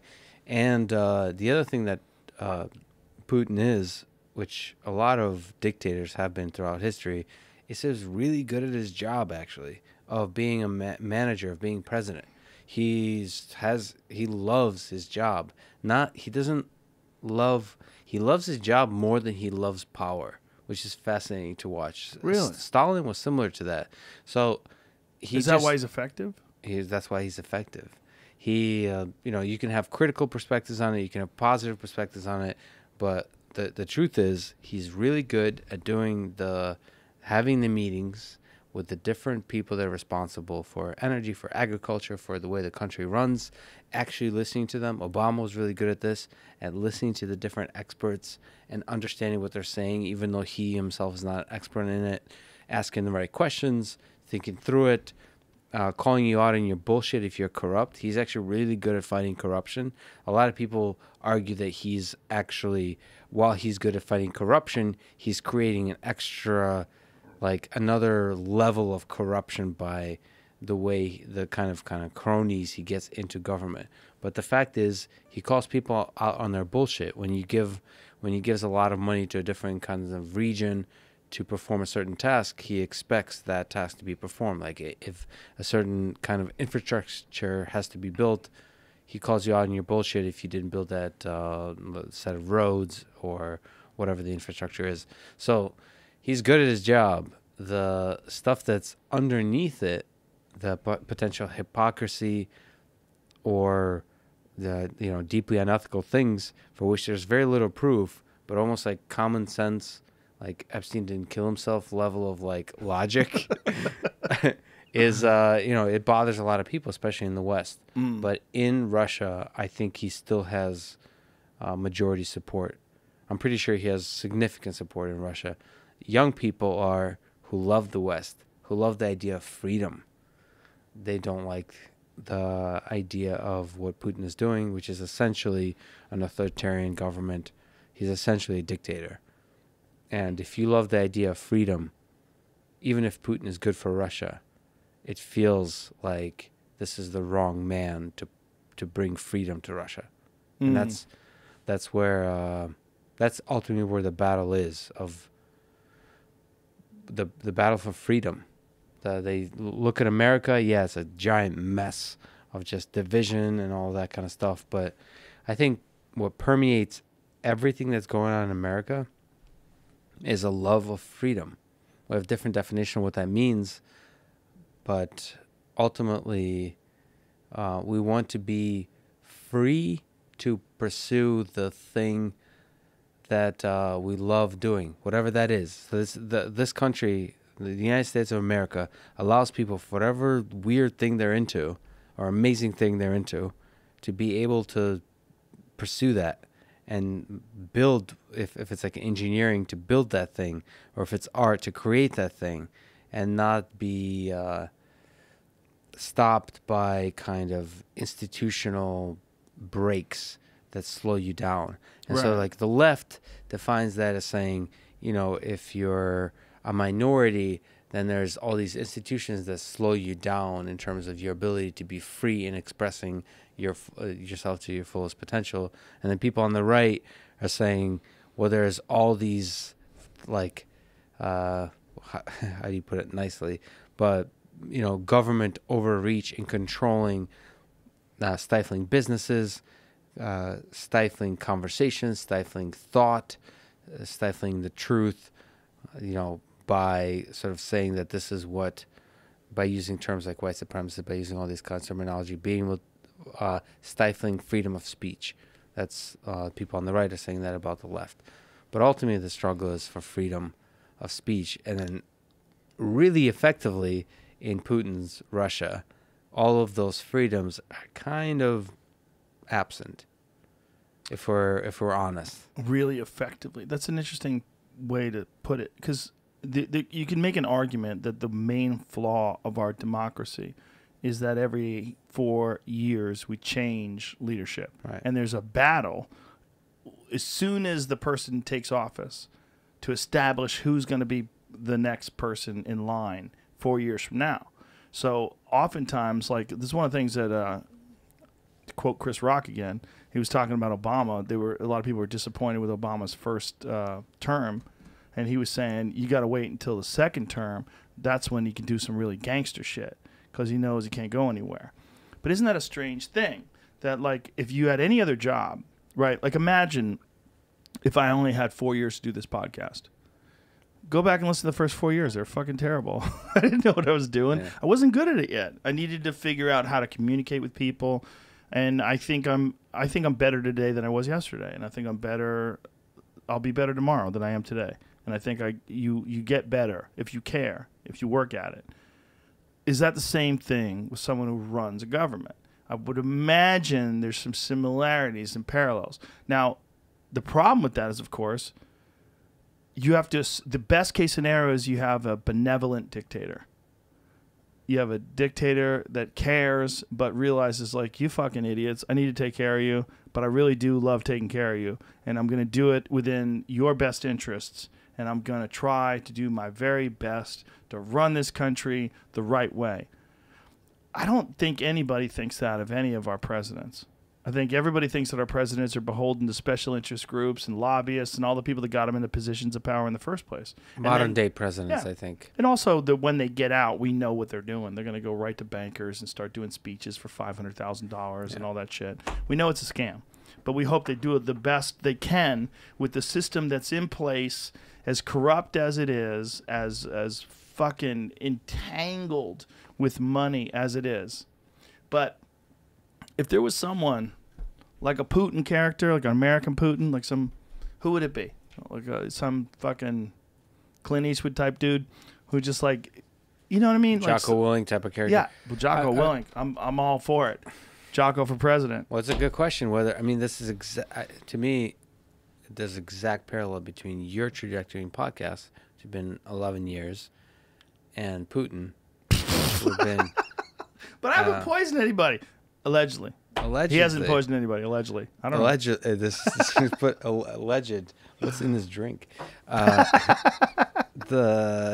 think the question is whether, in your case, fame, but there's power there too, changes you. And in the case of Putin, does power change you? I and use fame. my power as much as possible to help other people. But why? So I like it. I like helping people. I really do. I like letting people know about you. I like letting people know about Tim Dillon. I like letting people know about funny comedians and good people and really interesting authors and guys like Carl Hart. I like people. I like people to know about interesting people. I don't feel comfortable with the position that I'm in, and I don't deserve it. And if people say I don't deserve it, you're right. Guess what? Nobody deserves it. Right. I know I don't deserve it. It's unbalanced. It's disproportionate. I'm aware of it. I'm 100% aware of it. So I do my best to spread the love. That's what I try to do. You know? Well, part of being a comedian, you get made fun of by your friends, and there's people that put you in check.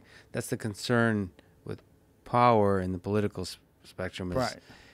There's like, how many people can really talk to Putin and say nobody, bro? Nobody. You were kind of a dick last night. Well, does Putin have anyone that's smarter than him that he's friends with, too, that he recognizes, you know? Like, I have a gang of people that are way smarter than me that I can talk to. You know, I can call them up. I go, hey, man.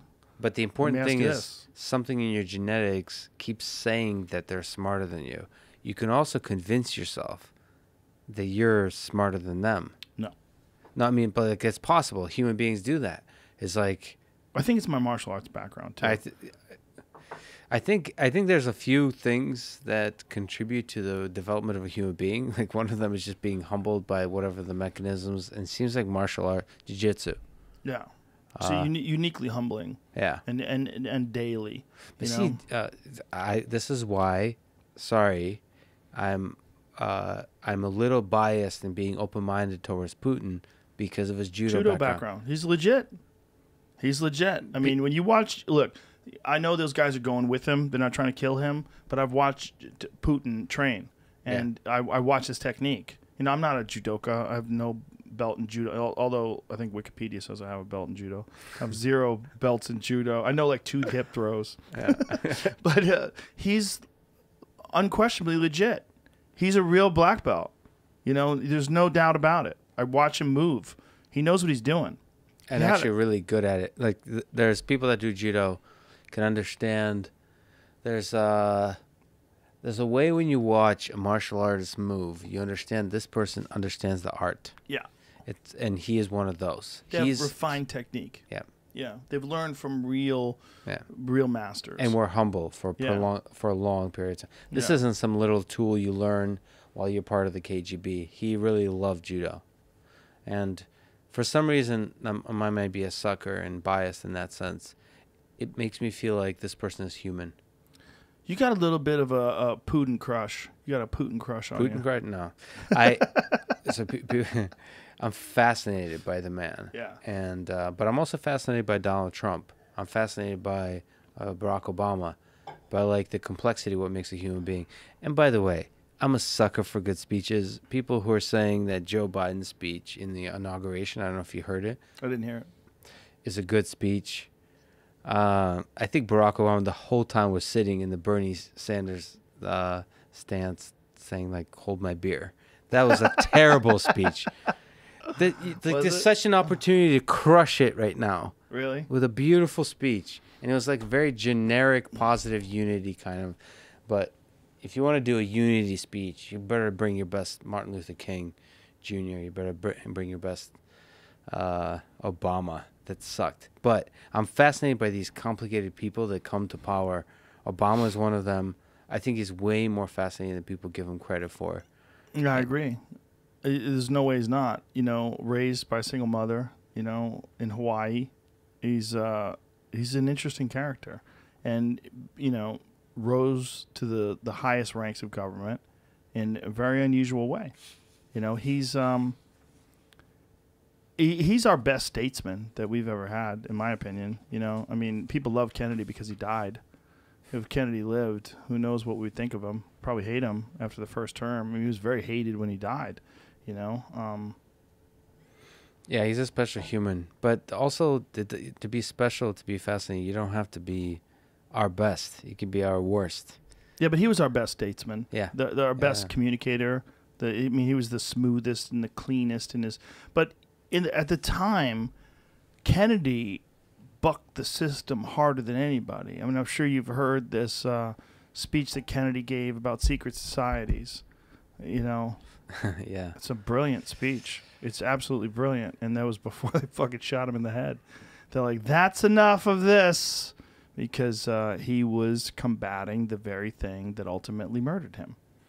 And his whole speech, I mean, he has some really strong speeches, which is like... we choose to go to the moon in this decade and do the other things, not because they're easy, because they're hard. And also, ask not what you can do, what you can do for your country. What your country can do for you. Yeah. Ask what you can do for your country. And he has a more general one about ask not what America can do for you. Ask what you can do for the world, something like that. Yeah. No, he was amazing in a lot of ways, and didn't, you know, wasn't around that long. Died in his 40s, you know. The good ones die young. Can I read a poem? Fuck yeah. We'll end it with this. Yeah. We have a tradition. Yeah. We do. Maybe one day when I bring a robot, you'll actually wear a suit. Do you still have that same goofy watch? That thing is gigantic. It's the same Amazon. Do you like it? I like it. Are you attached to it? Oh, like one of John Wick style. Like if you kill my dog, I will destroy all of you. No, I feel like it's ridiculous for you. Yeah, some of the it's things unnecessary. Do you use it for anything other than the time?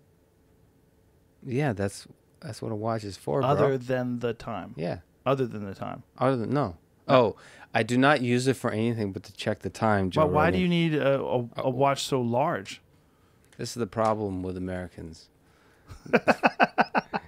They want their heart rate. They want their sleep schedule. No, that's not what I'm saying. I don't want. Listen. You want what do you want from a watch? Do you want it to I talk want you dirty have to you? this. Take this. That's yours now.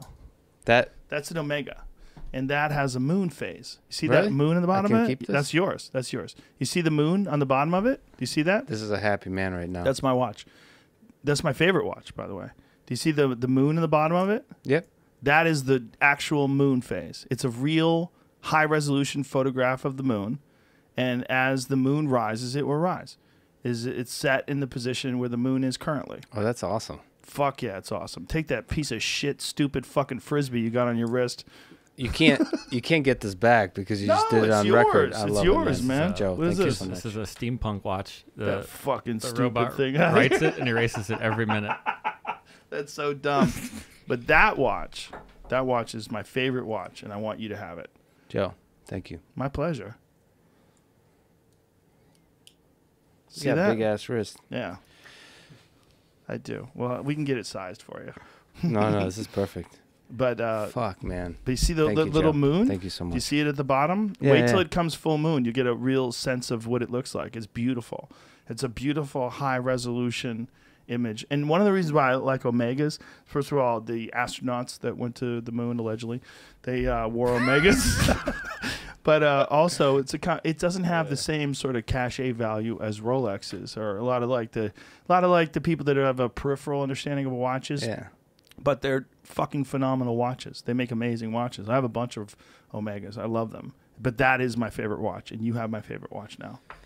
Joe, thank you. Actually, this is the one thing I think a watch could add is perspective on our the cosmic scale. That's why I like that watch, and that's why I think you should have it. Because I would look at that watch and I would say, this is where we are right now with the moon cycle. Yeah. And when it comes full moon, like right now, it's just kind of like a little, it's probably like a quarter moon or something. Yeah. Yeah. Well, when it comes full moon, you'll get a real sense of what it actually looks like because it's beautiful. It's a beautiful high resolution image of the moon with like little stars behind it.